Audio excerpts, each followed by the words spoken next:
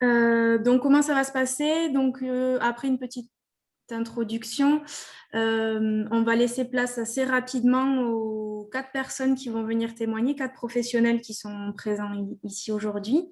Donc, à savoir monsieur et madame Simon, qui sont restaurateurs à Najac, madame Bessière, qui est gérante d'épicerie localement bon à Espalion, monsieur Azemar, qui est artisan boucher à Rodez, et madame Reyrol, qui est productrice pour la ferme de Dillac à la Croix-Varesse. Donc, voilà. Donc les témoignages vont se succéder, donc n'hésitez pas à poser vos questions via le chat en fonction des témoignages qui auront lieu.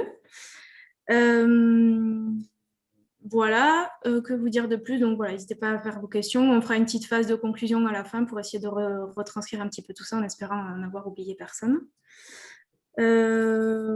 Voilà. En guise d'introduction, je voulais juste vous rappeler la définition des circuits courts, donc à savoir une vente avec un intermédiaire au maximum, donc que ce soit direct ou indirect, mais avec un intermédiaire au maximum. Voilà, c'était simplement pour repositionner un petit peu ces éléments-là. Alors, pour commencer assez rapidement, alors, je ne sais pas, Nathalie, si tu partages ton écran, je ne sais pas pourquoi. Sinon, je vous propose... Alors, si tu veux prendre la parole ou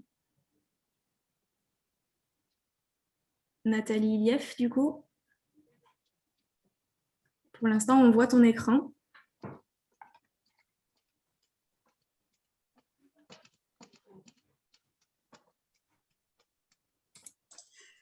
Du coup, je vais reprendre la main peut-être. Ah, ok. C'est bon? Ouais. Oui, c'est bon. Vas-y, normalement, tu devrais pouvoir... Ok, donc je continue rapidement. Donc, avant de passer au témoignage donc, des différents professionnels dont je viens de vous parler, on voulait simplement vous présenter ce qu'on appelle une table virtuelle de documentation. Donc, ça s'appelle une Padlet. Alors, normalement, je vous partage l'écran. Donc, juste Lisa, si tu peux me dire quand est-ce que c'est bon? C'est bon. Ok. Donc, en fait, le principe, c'est que c'est un espace sur Internet qui est libre d'accès, totalement gratuit, sur lequel on a mis quelques informations que vous pouvez aller voir quand vous le souhaitez facilement. Donc, on a différentes sections. Donc, la première section, il était prévu d'y mettre un petit mémo sur la vente en circuit court. C'est un petit guide pratique, en fait, pour se lancer dans la vente en circuit court, donc à destination des producteurs. Donc pour l'instant, il n'est pas disponible, mais on le mettra incessamment sous peu sur cette table virtuelle. Et donc Lisa, normalement, vous met le lien sur le chat pour que vous puissiez y aller. Donc c'est très simple, il vous suffit de cliquer sur ce lien-là et vous arrivez sur la page que je suis en train de vous présenter. Donc sera disponible ce petit guide à destination des producteurs. Sur la deuxième section, on a retranscrit les différentes plateformes où les producteurs peuvent se faire, ou artisans, vendeurs peuvent se faire recenser. Donc, on a le site internet du Parc des Grands Cosses qui recense les producteurs en circuit court du secteur du Sud-Aveyron. Donc, un certain nombre d'entre vous en font déjà partie. Si jamais ce n'est pas le cas, c'est quelque chose qui est gratuit et il faut simplement se rapprocher de nous, alors de moi en l'occurrence, si vous souhaitez en faire partie et être visible du coup sur une carte interactive du territoire du Sud-Aveyron. Il y a également le même dispositif à l'échelle du département sur le site monproducteuraveyron.fr, le site de la PABA pour les producteurs en bio, AgriLocal qui est la plateforme de recensement pour la vente auprès de la restauration collective, et Tous Occitarien qui est une plateforme à peu près équivalente au niveau régional. Donc j'y passe très rapidement, c'est simplement que vous ayez l'information que ces plateformes existent et que si vous souhaitez y être recensé, n'hésitez pas à vous rapprocher de nous pour en faire partie. La section suivante, c'est des plateformes sur lesquelles on peut avoir de l'achat directement. Donc, la première, c'est le site Nos produits fermiers aveyronnais. Donc, je ne m'y pencherai pas énormément dessus puisqu'elle sera présentée plus longuement la semaine prochaine sur le prochain webinaire. Donc là, l'idée, c'est d'essayer de faciliter l'accès et les commandes de produits fermiers à destination des épiceries et de la restauration collective. Donc, c'est une phase d'expérimentation qui est en cours, qui sera présentée la semaine prochaine. On a le site du groupement de producteurs ensuite, donc Clic à la ferme sur le secteur de Millau, les locaux motivés sur les Ourodès, les locaux confinés sur Saint-Afrique et Cyber Paysan, qui est aussi un groupe sur Saint-Afrique. Voilà, donc chacun fonctionne avec des systèmes de drive, de panier, de livraison. Chacun son propre système. Et donc l'autre section, ce sera le lien vers les sites aussi qui seront présentés la semaine prochaine sur la partie logistique. Et enfin, une dernière section avec les replays des webinaires, donc les enregistrements qu'on est en train de faire. Voilà, donc j'y passerai rapidement, c'est volontaire. Je ne veux pas monopoliser la parole et laisser la place ensuite aux différents professionnels qui sont venus pour témoigner. Mais simplement, sachez que il y a un certain nombre d'informations qui sont disponibles sur cette table virtuelle et qui sera abondée dans les semaines qui vont venir. Donc, n'hésitez pas à y aller et à revenir vers nous si vous rencontrez des difficultés d'accès ou de recensement ou autre. Voilà pour ça. Alors, je ne sais pas si à ce stade, il y a des questions. En tout cas, sur le chat, il n'y a pas de questions. J'y ai copié le lien vers le Padlet, donc n'hésitez pas à cliquer dessus pour l'avoir par la suite dans vos pages ouvertes sur Internet, parce que quand on se déconnectera, eh bien, vous n'aurez plus le lien. Mais on peut vous le renvoyer si besoin. Voilà, donc pour cette petite introduction rapide, donc on va laisser la place maintenant aux différents témoignages. Donc, monsieur et madame Simon, si vous voulez bien, on vous laisse la parole pour nous présenter votre structure et la façon dont vous fonctionnez aujourd'hui sur votre approvisionnement. Très bien. Donc, merci beaucoup pour l'intronisation. Donc, moi, je suis monsieur Rémi Simon, donc j'ai 54 ans, propriétaire hôtel-restaurant, donc l'Hostal El Bari à Najac. Donc, chef de cuisine depuis 22 ans, donc aujourd'hui à Najac.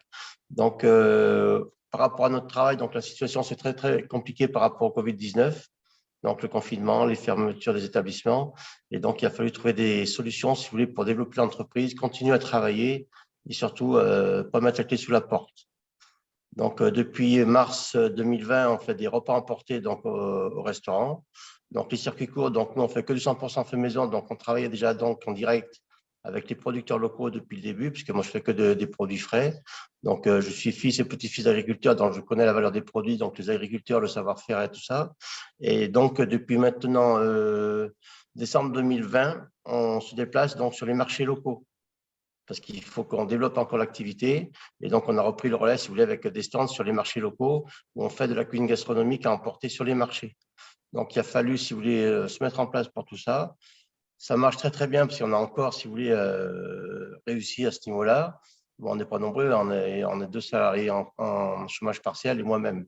Donc, il faut organiser tout ça. Et donc, aujourd'hui, si vous voulez, on a mis en valeur tous les producteurs. Donc, on les a emmenés avec nous un peu dans la galère. On les a mis en valeur, si vous voulez, sur les marchés. On va chercher leurs produits dans leurs fermes et dans leurs jardins. Et on les met en valeur, si vous voulez, dans notre façon de travailler sur le stand de préparation. Donc, tous les jours, si vous voulez, c'est des produits frais. Et donc, pour aujourd'hui, si vous voulez, c'est un grand atout pour nous de pouvoir mettre ces producteurs en valeur, parce qu'il faut vraiment que tout le monde, si vous voulez, retrouve son travail, si vous voulez, dans cette galère qui est donc ce confinement, quoi, ni plus ni moins donc cette maladie, ce virus du Covid-19.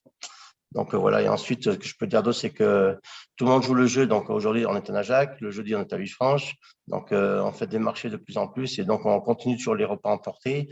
Et c'est très, très important pour nous, si vous voulez, de mettre en valeur ces producteurs, ces circuits courts, parce que si vous voulez, bon, on n'a pas d'intermédiaire du tout, on est capable d'aller à la ferme chercher ces produits, les mettre en valeur et les cuisiner tous les jours. Voilà. Je ne sais pas si vous avez des questions par rapport à ça.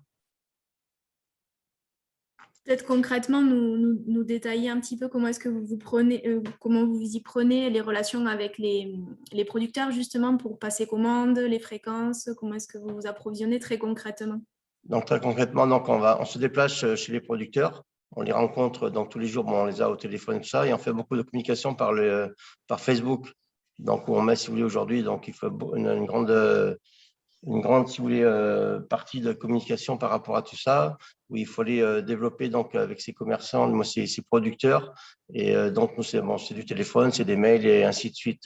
Et après, c'est des gens chez qui on rencontre très, très souvent.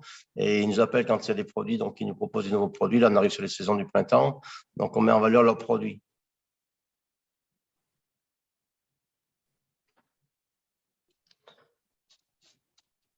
Après, donc, il ne faut pas oublier donc l'artisanat, parce que nous ne sommes que on fabrique tout de A à Z. Donc, on fabrique tout, c'est-à-dire que les produits, si vous voulez, arrivent chez nous bruts et donc sont transformés, ainsi de suite, et proposés dans l'assiette du client, quoi, sur les marchés et les plats emportés aujourd'hui.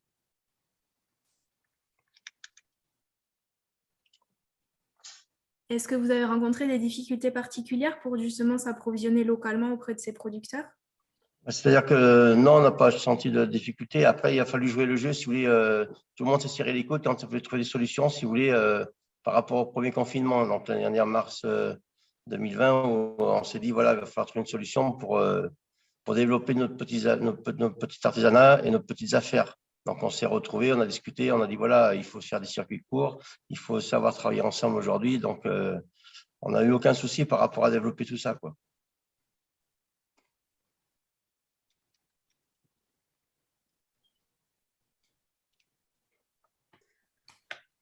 Alors, il y a une question. Sur quel rayon géographique arrivez-vous à vous fournir en produits?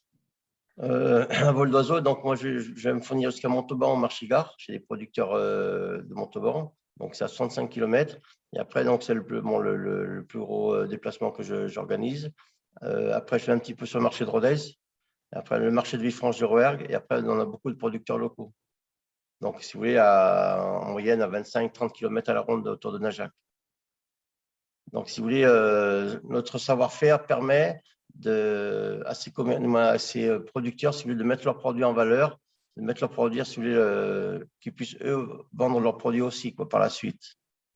Donc, il y a une très, très grande complicité entre eux et nous-mêmes, si vous voulez, pour, voilà, après, qu'eux puissent travailler, que nous, on puisse travailler, avoir des bons produits tous les jours sur la table. Et ça, c'est très, très important, quoi. Et après, je vois, on a refait le mobilier là, pour le restaurant. Et donc, on a trouvé, bon, c'est pas de la nourriture, mais on a trouvé, si vous voulez, un menuisier artisanal local qui va nous faire notre table du restaurant, quoi, en chaîne massive. Si vous voulez, pour nous, c'est un circuit court où il n'y a aucune intermédiaire. C'est directement un menuisier, un artisan qui s'est proposé de faire le travail du bois pour notre restaurant, pour l'avenir de notre restaurant. Et ça, si vous voulez, c'est un circuit court, parce que bon, on a Villefranche-de-Rouergue, il y en a 15 ou 20 km d'ici. Et c'est un artisan voilà, avec qui on travaille pour mettre ce mobilier en place. Alors, il y a deux autres questions. Il y a une question un peu plus simple. Combien de producteurs et de types de produits trouvez-vous localement? Et après, pour la deuxième question, je vais peut-être vous laisser la poser. Alors, m'expliquer un peu plus. Mais oui, combien de producteurs et quel type de produits trouvez-vous localement? Après, les producteurs, si vous voulez, nous, on travaille donc que des produits frais au fil des saisons. Donc, on peut dire qu'aujourd'hui, moi, dans mon calepin d'adresse, si vous voulez, j'ai à peu près une centaine de producteurs. En fonction des produits, bon, après, ça va du poisson, de la viande, après tout ce qu'on peut imaginer, les légumes, les fruits, tous les fromages et tout ça. Et après, au jour d'aujourd'hui, si vous voulez, on utilise beaucoup l'agneau, le veau, le bœuf, après tout ce qui est légumes, parce qu'on ne fait que des produits frais. Donc aujourd'hui, le Jardin de la Rivière à Najac, si vous voulez, commence à développer leur petite gamme de produits. Nous, on va chez eux, si vous voulez, les aider à mettre en place des variétés de tomates, des variétés de basilic, pour que nous, on puisse les retrouver après dans les assiettes des clients. Donc, si vous voulez, il y a une complicité entre le producteur et le consommateur via donc, le chef de cuisine qui prépare ses plats. Ça, c'est très, très important. Après, bon, j'ai un poissonnier qui est sur Bordeaux, si vous voulez, où on fait des espadons entiers, où on trouve des produits, si vous voulez. Il y a des pêcheurs qui nous proposent des poissons vraiment entiers. Et nous, on les propose sur les marchés, le marché de Nachac. Et après, si vous voulez, tout ce qui est la quantité de produits, c'est énorme, que ce soit les huiles de noix, que ce soit les farines, que ce soit les châtaignes, les purées, les confitures, le lait, les fromages blancs, tout ce qu'on peut imaginer dans la gastronomie, dans la cuisine de tous les jours. Et après, nous, de plus en plus, si vous voulez, on va au contact des producteurs. Et donc, via j'en reviens, ce virus avec la période à laquelle on traverse, si vous voulez, nous, on a appris à se serrer les coudes. Donc, on a appris, si vous voulez, à s'aider les uns les autres. Pourquoi? Parce que nous, les restaurants étaient fermés. Il fallait travailler. Et donc, on ressentait, si vous voulez, ce besoin entre les producteurs locaux qu'il fallait développer tout ça. Donc, nous, ça a été le pôle, si vous voulez, de l'orientation de développer tout ça. Et donc, moi, je suis allé les voir directement. J'en connais beaucoup des producteurs. Et donc, on a mis en valeur, si vous voulez, leurs produits directement. On a fait des vidéos pour Facebook, on les a mis en valeur, et c'est d'accord. Et si vous voulez, ça fait partie de notre travail aujourd'hui, quoi. Aujourd'hui, ce qui nous sauve, C'est la communication, l'artisanat et les circuits courts, bien sûr, en priorité. Et si vous voulez, la qualité, la valeur des vrais produits. Aujourd'hui, on va plus, si vous voulez, on ne l'a jamais fait, mais on ne fait pas de produits surgelés, on ne fait pas de produits sous vide, on ne fait pas du tout prêt. On fait que des vrais produits de vraie valeur avec des vrais producteurs derrière. Et on sait aujourd'hui mettre en valeur tous les jours ces producteurs. Si vous savez derrière un producteur, si vous voulez, il se lève à 6 heures du matin, il s'occupe des bêtes, il s'occupe de tout ça. Et si vous voulez, c'est ce vrai producteur qui sait faire des vrais produits. Bon, le chef de cuisine, il sait, bon, c'est le meilleur chef du monde, c'est pas grave. Mais si on n'a pas un bon produit à la base, on ne peut pas faire une bonne assiette. Donc voilà, donc à la base, il y a un bon poulet avec une bonne purée de pommes de terre, c'est la base de la cuisine, quoi. Et je vois aujourd'hui, nous, on est en train de préparer avec le beau temps, là, on est en train de préparer les jardins de l'Oustal El Bari. Donc on va faire tous les herbes aromatiques, les ciboulettes, le persil, le basilic, tout ce que vous voulez, les fleurs de courgettes et tout ça, ça sera mis en avant, si vous voulez, dans les assiettes des clients quand on ouvrira le restaurant. Et on est capable aujourd'hui de préparer nos jardins, si vous voulez, autour de l'Oustal El Bari, que ce soit sur les terrasses pour les herbes aromatiques. Et si vous voulez, on fait découvrir ça à nos clients. On est capable de leur présenter, voilà, le jardin aujourd'hui, qu'est-ce qu'on propose. Et ça, c'est inoubliable. Je veux dire, c'est la vraie valeur des vrais produits en priorité. D'accord. Et il y avait une question par rapport justement à la valorisation des produits, c'est-à-dire est-ce que ce serait possible pour un restaurant qui ne fait pas des menus gastronomiques de travailler comme ça en circuit court, à votre avis, notamment par rapport j'imagine, au coût des produits. Est-ce qu'il y a voilà, c'était par rapport, j'imagine, au coût des produits. Alors malheureusement, la personne n'a pas de micro, donc Non, elle il n'y ne a va pas pas de pouvoir souci. étayer ma question. Hop, je vais la relire exactement. Mais le lien entre le coût d'achat des produits et la valorisation, le prix de votre menu, et à votre avis, si le fait d'être un restaurant gastronomique, ça facilite ce travail-là, ou est-ce que c'est accessible à tout type de restaurant? Tout d'abord, c'est accessible à tout type de restaurant. Donc, nous, aujourd'hui, si vous voulez, avant le confinement, avant le 16 mars 2020, on proposait des menus, si vous voulez, à 45 €, 50 € par personne. Bon, c'était du foie gras poêlé, c'était bon, des choses, si vous voulez, gastronomiquement et financièrement parlant, qui étaient bons, hein, des produits quand même assez chers. Et par rapport à ce confinement et ce virus, avec cette période sanitaire difficile, on a baissé nos prix aux 3/4. Aujourd'hui, on propose des menus gastronomiques. Si vous voulez, la gastronomie, c'est un grand mot, la gastronomie. La gastronomie, si on parle d'un produit frais, un bon produit frais, bien travaillé, pour moi, c'est ça la gastronomie. Ce n'est pas les grands chefs étoilés, les macarons, ça, c'est encore autre chose. Aujourd'hui, si vous voulez, avec ce virus-là, on a appris à remettre les pendules à l'heure. C'est-à-dire qu'aujourd'hui, une bonne salade verte, un bon poulet, une bonne purée de pommes de terre, un bon fromage blanc, une assiette de fraises gariguettes, à 20 €, si vous voulez, c'est ça la gastronomie aujourd'hui. C'est la valeur des vrais produits, le savoir-faire très, très simple. Et aujourd'hui, si vous voulez, dans notre métier, on a changé de façon de travailler et les clients ont changé leur façon de consommer. Donc aujourd'hui, on a supprimé tout ce qui ne sert à rien. Donc les bouquets de fleurs sur les tables, bon, j'exagère un peu, mais la décoration, tout ça, on a tout supprimé. Aujourd'hui, on se contente d'aller directement, si vous voulez, à l'essentiel, avoir de la qualité. Et quand ce monsieur me pose une question, via votre intermédiaire, qui me dit la gastronomie, est-ce que ça coûte cher? Non. Si vous voulez, moi, quand je vais faire le marché à Montauban, je pars à 5 heures du matin, j'achète des très, très belles gariguettes, si vous voulez, qui viennent du Lot, à 2,50 € la barquette. Donc, si vous faites le prix de revient d'une barquette à 2,50 €, si vous voulez, vous faites 4 portions dedans, ce n'est pas très cher. Il faut simplement se lever le matin, il faut savoir acheter, il faut savoir rencontrer les gens et savoir, si vous voulez, faire de la simplicité avec de la qualité. Pour moi, aujourd'hui, avec ce qu'on vit aujourd'hui, la gastronomie, c'est ça. Vous voyez, aujourd'hui, tous les 3 macarons de Paris, Montpellier, Bordeaux, les Palaces, tout le monde est à zéro, quoi. Et c'était pour moi, c'est les 3 macarons, vous voyez, les grandes maisons, parce que moi, j'en ai fait quand même pas mal, que ce soit sur Montpellier, Jeanne des Essences, tous les palaces de Courchevel, la Côte d'Azur. Quand nous, on voit aujourd'hui la situation dans laquelle on est très, très content. Pourquoi? Parce que, si vous voulez, les circuits courts, les producteurs locaux, on a su tirer l'épingle du jeu, quoi. Parce qu'on est resté petit et tout ça. Mais après, bon, j'encourage tous les grands. J'espère que pour eux, ils vont redémarrer et tout ça, quoi. Parce que bon, c'est encore pas gagné tout ça, hein.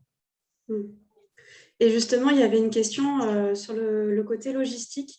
Est-ce que vous avez trouvé un moyen de collaborer avec d'autres restaurants qui sont proches de chez vous ou pas forcément pour faire des commandes groupées ou voilà, si vous faites le déplacement à Montauban, est-ce que vous avez réussi à faire profiter à d'autres de vos déplacements? Ce qui s'est passé, si vous voulez, par rapport à tout ça, c'est qu'il ne faut pas oublier que, si vous voulez, les hôteliers restaurateurs, on a des aides. On a des aides du gouvernement. Donc, moi, j'encourage beaucoup de collègues de se lever le matin, de travailler, de faire des repas emportés, de faire les marchés, parce qu'aujourd'hui, nos clients, ils sont sur les marchés. Mais malheureusement, si vous voulez, il y a beaucoup de gens, restaurateurs, hôteliers, que je connais, que je côtoie très souvent, qui ont dit, oh là, nous, on va rester tranquille, on attend que ça se passe et on verra comment ça va se passer le lendemain. Donc, moi, j'ai des contacts, bien sûr. Je connais beaucoup de collègues, que ce soit sur la Guipi, sur Villefranche-du-Rouergue. Donc, nous, aujourd'hui, à Villefranche-du-Rouergue, on fait le marché tous les jeudis matin. Donc, on a demandé l'autorisation de la mairie, donc la CCI pour avoir donc, tout ce qui est les abonnements, pour avoir les cartes et tout ça de commerçants ambulants. Il faut savoir qu'aujourd'hui, à Villefranche-du-Rouergue, il y a à peu près une vingtaine de restaurants. Ils sont tous fermés et il n'y en a aucun qui prend la décision, si vous voulez, d'aller vendre des produits emportés sur le marché. Moi, je le fais depuis 2 mois et demi. On a une très, très bonne clientèle et moi, je leur ai proposé, je lui ai dit, pourquoi vous ne le faites pas, quoi? Et non, on n'a pas besoin de ça, tout ça. Mais après, moi, je suis prêt à les aider, et même à Najac, là, je vois mon collègue, là, le Bellerive, chez Jacques Massière. Je le vois tous les dimanches, il vient me rendre visite sur le marché. Je l'encourage, si vous voulez, à le faire, le marché. Il faut savoir que nos clients aujourd'hui, les restaurateurs, les hôteliers, nos clients aujourd'hui sont sur les marchés. Donc aujourd'hui, je vois à Najac, on reçoit à peu près 500 à 800, peut-être voire 1000 personnes tous les dimanches matins qui passent, qui font leur visite dominicale sur le marché de Najac. Et si vous voulez, on a développé ce marché. Pourquoi?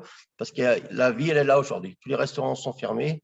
Et moi, j'encourage tous les restaurateurs à faire faire comme moi, il n'y a aucun souci. Moi, je suis là pour aider les autres, il n'y a aucun problème. Mais le problème, c'est qu'ils ne jouent pas le jeu. Pourquoi? Parce qu'ils attendent que ça se passe, quoi. Voilà. Et dans l'optique de la fin de cette crise, là, je relève une autre question. Donc, on imagine dans quelques mois la rouverture des restaurants en Aveyron, ou le plus rapidement possible, hein, on l'espère tous. Est-ce que vous continuerez la vente à emporter? Est-ce que vous continuerez à vous approvisionner comme ça sur les marchés? Est-ce que vous le faisiez, c'était quelque chose que vous faisiez déjà, d'aller à droite à gauche chercher chez les producteurs? Si vous voulez, moi, les marchés, je le fais depuis que je suis cuisinier. Si vous voulez, moi, c'est important, si vous voulez, quand on est chef de cuisine. Donc, on est chef de cuisine, c'est une chose, mais ensuite, on est chef d'entreprise aujourd'hui. Moi, je suis chef d'entreprise depuis 20 ans. Donc, si vous voulez, le nerf de la guerre, c'est l'argent. Si, mettons, moi, je ne me lève pas le matin pour aller chercher mes produits, que je me fais livrer mes produits, que mes produits ne sont pas de bonne qualité, donc mon client ne sera pas content et moi, je vais payer quelque chose qui sera hors de prix et qui ne sera pas raisonnable. Donc aujourd'hui, un chef de cuisine et un chef d'entreprise, bon, pas moi, je ne dis pas ça pour moi, mais je dis en général, aujourd'hui, le chef de cuisine doit se lever le matin, aller faire ses achats, acheter des bons produits de qualité au bon prix. Et c'est comme ça, si vous voulez, qu'on arrive à gérer une entreprise. Donc moi, les marchés, je les fais depuis tout le temps. Depuis tout le temps. Ça fait 25 ans que je suis patron en Ajac ou 22 ans. Je me suis toujours levé les jeudis matins à 7 heures pour le marché de Villefranche, le mardi ou le mercredi pour le marché de Montauban. Et après, ce qui est très, très important pour un chef de cuisine, c'est d'avoir le contact avec les producteurs. Si, mettons, vous savez, quand vous faites les marchés le matin, c'est toute la bonne humeur. Les gens sont contents, ils vendent des produits. Et j'en reviens encore au même principe. Un producteur, il faut savoir qu'il se lève le matin pour faire des bons produits. Si vous n'allez pas le chercher, ce producteur, si vous n'allez pas le voir, vous ne savez pas qu'il existe. Et après, vous ne pouvez pas mettre en valeur sur votre table de restaurant ces vrais produits. Et ça, c'est important. Nous, aujourd'hui, si vous voulez, les gens qui viennent au restaurant, bon, là, bien sûr que c'est fermé, mais quand les gens venaient au restaurant, on était capable de les emmener chez le producteur. Quelqu'un qui venait manger une côte de veau à l'Oustal El Bari, on était capable, l'après-midi, ça lui faisait plaisir, de lui donner l'adresse du producteur, et donc le client ou la semaine à venir était capable d'être reçu chez un producteur pour discuter du produit. Et ça, il ne faut pas l'oublier, quoi. Ce n'est pas quelque chose qu'on fait comme ça. On ne va pas faire nos courses à métro tous les jours. Ça, il faut, dans les circuits courts, si vous voulez, c'est la qualité du produit. Et j'en reviens à la qualité du savoir-faire des producteurs. C'est pour ça qu'on va s'en sortir dans ce métier aujourd'hui, quoi. Après, il y a l'accueil, il y a tout ce qui va avec, que ce soit les biscuits, le pain, les boulangers, les pâtissiers, tout ça, quoi. Aujourd'hui, on fait nos glaces, on fait nos sorbets, on fait tout de A à Z. Donc, on est un pâtissier, on sait tout faire, on fait tout. De A à Z, à part le pain, parce que bon, c'est un peu complexe à le faire. Et tous les produits qu'on reçoit chez nous, si vous voulez, sont bruts et on transforme tout. Et du coup, la vente à emporter, quand le restaurant rouvrira, c'est quelque chose que vous pensez maintenir ou... On ne sait pas trop. On sait pas trop sur quel pied on va danser parce que si vous voulez, on ne sait pas trop comment ça va se développer. Quand on a démarré les repas emportés, donc le 16 mars 2020, donc nous, on a été confinés le samedi 16 mars 2020. Moi, j'ai une entreprise, si vous voulez, qu'il faut que je rentre de l'argent parce que bon, j'ai des soucis personnels et professionnels. Là, il faut que l'entreprise va très, très bien, il n'y a aucun souci. Mais moi, si vous voulez, je ne peux pas me permettre, si vous voulez, d'attendre. Moi, il faut que je développe mon entreprise, il faut que j'avance, j'ai des salariés à payer, j'ai des charges à la fin du mois à payer. Donc, c'est une entreprise, si vous voulez, qui a 200 ans d'histoire qui repose sur mes épaules et celle de ma nouvelle compagne. Donc, voilà, il faut que ça avance. Et après, si vous voulez, quand on a fait les repas emportés le 18 mars, on les a continués jusqu'au 31 décembre. Le restaurant était ouvert, mais on a quand même continué, si vous voulez, à faire ces repas emportés. Et là, on ne sait pas encore. On est indécis. Aujourd'hui, on est parti sur les marchés, donc le dimanche à Najac et le jeudi à Villefranche. Ça, ce sont des choses qu'on va continuer. Et après, si, mettons, on ouvre, j'espère, bientôt, on va dire, mettons, le 15 mai, on va ouvrir. Si on referme le fin septembre, si vous voulez, c'est indécis, quoi. Aujourd'hui, on vit une période qui est très, très compliquée. Donc, on peut pas, aujourd'hui, on ne sait pas ce qu'on va faire demain. On ne sait pas. On ne sait pas du tout. Et après, on ne sait pas quelle tournure ça va prendre. On ne sait pas du tout. Surtout que nous sommes un village touristique. Et si vous voulez, donc, les touristes arrivent. Et donc, on a un hôtel de 17 chambres. Même pour le personnel, très, très compliqué aujourd'hui, c'est le personnel. Ça, je me permets de dire deux mots par rapport au personnel. On ne sait pas quand c'est qu'on va ouvrir. On ne sait pas quand c'est qu'on va signer les contrats pour les embauches du personnel. On ne sait pas pour combien de temps. Et le problème, ce qui s'est passé dans notre métier hôtellerie-restaurateur, c'était tous les gens avec le confinement ont changé de métier parce qu'ils ne pouvaient pas rester à la maison, attendre que ça passe. Donc, les trois quarts du personnel qui se sont arrêtés de travailler sont partis dans d'autres branches de métier. Et aujourd'hui, ces gens, on ne les a plus parce qu'ils ont fait autre chose ailleurs. Donc, nous, c'est très, très compliqué aujourd'hui, si vous voulez, dans notre métier, de trouver du personnel. Mais je pense qu'on continuera toujours les repas emportés. Pourquoi? Parce qu'on ne sait pas où on va demain. Oui. Voilà. Okay. Alors, il y a plus d'autres questions. Est-ce que quelqu'un avait une autre question pour finir ou est-ce qu'on passe au témoignage suivant? Peut-être moi, juste une question sur comment est-ce que vous mettez ça en avant, tout cet approvisionnement local auprès de vos clients et quels sont les retours des clients justement par rapport au fait de s'approvisionner localement? Donc, la plus grosse partie, comme je disais tout à l'heure, bon, ma nouvelle compagne Susanna, que vous avez rencontrée en avant-première quand on a préparé l'émission, si vous voulez, donc elle est très, très forte au niveau de la communication parce qu'elle a une licence de gestion et de commerce. Donc, elle me permet, si vous voulez, de développer la communication via Facebook. Ça, c'est 95% de nos ventes, c'est par Facebook. Aujourd'hui, on fait la vidéo de tous les plats qu'on prépare la veille ou sur les marchés, on fait des vidéos en direct. Et on fait venir nos producteurs avec nous. Vous regarderez sur Facebook, si vous avez l'occasion, sur Oustal El Barry ou sur Rémi Simon. Et nous, on fait venir nos producteurs à côté de nous. C'est-à-dire qu'on prépare le produit brut, on le met en valeur dans l'assiette ou dans la casserole, en parlant comme ça, et on fait venir le producteur qui lui explique quel est le produit, pourquoi on a choisi ce produit. Donc ça, c'est une chose très, très importante. Ouais. Et après, donc, votre deuxième question, c'était laquelle, excusez-moi? Quels sont les retours des clients par rapport au fait de s'approvisionner localement? Ben après, si vous voulez, l'atout de faire les marchés, bon, c'est bon, quand on est cuisinier, quand on est dans la cuisine du restaurant, si vous voulez, on reste fermé dans sa cuisine. Bon, après, on va faire le bonjour à nos clients en salle, il n'y a aucun souci. Mais l'avantage, quand on est sur les marchés, si vous voulez, on peut discuter avec les clients. Aujourd'hui, moi, j'encourage les restaurateurs à aller sur les marchés parce que nos clients, aujourd'hui, sont sur les marchés. Et je pense que quand on va réouvrir les restaurants, nos clients, ils savent qu'on existe, qu'on est là. Mais il faut que nous, on aille les voir, ces clients, qu'on aille les rencontrer et qu'ils comprennent qu'on a besoin d'eux pour les réouvertures des établissements. Et après, ils voient les clients ils voient les produits qu'on propose. Et on est capable de leur dire, voilà, j'ai acheté, mettons, les asperges chez monsieur Untel, les fraises chez monsieur Untel, les volailles chez monsieur Untel. Et si on donne leur carte de visite, après, c'est un commerce interne en circuit court. Ça, il n'y a aucun problème pour tout ça. C'est bon pour vous? Oui, très bien.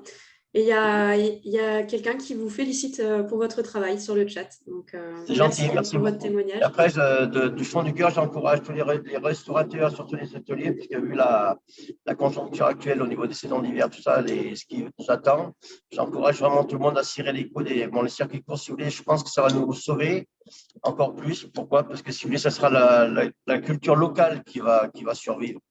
qui va faire la différence de tout ça. Et n'oublions pas les bons produits, les circuits courts, voilà. Donc, je reste à votre disposition. Je reste encore un petit peu avec vous, au moins une bonne demi-heure. Puis après, je dois partir chercher les enfants. Et sinon, je vous remercie tous. Monsieur Réty, je vous dis à bientôt, puisqu'on doit se voir bientôt. Et bonne continuation. Et je vous félicite pour ces démarches que vous avez. Et si vous avez besoin, n'hésitez pas à m'appeler. D'accord? Allez, à plus. Merci. Merci. Merci. Mais du coup, si vous n'avez pas d'autres questions, on peut donner la parole à Émilie Bessière de l'épicerie localement bon pour enchaîner.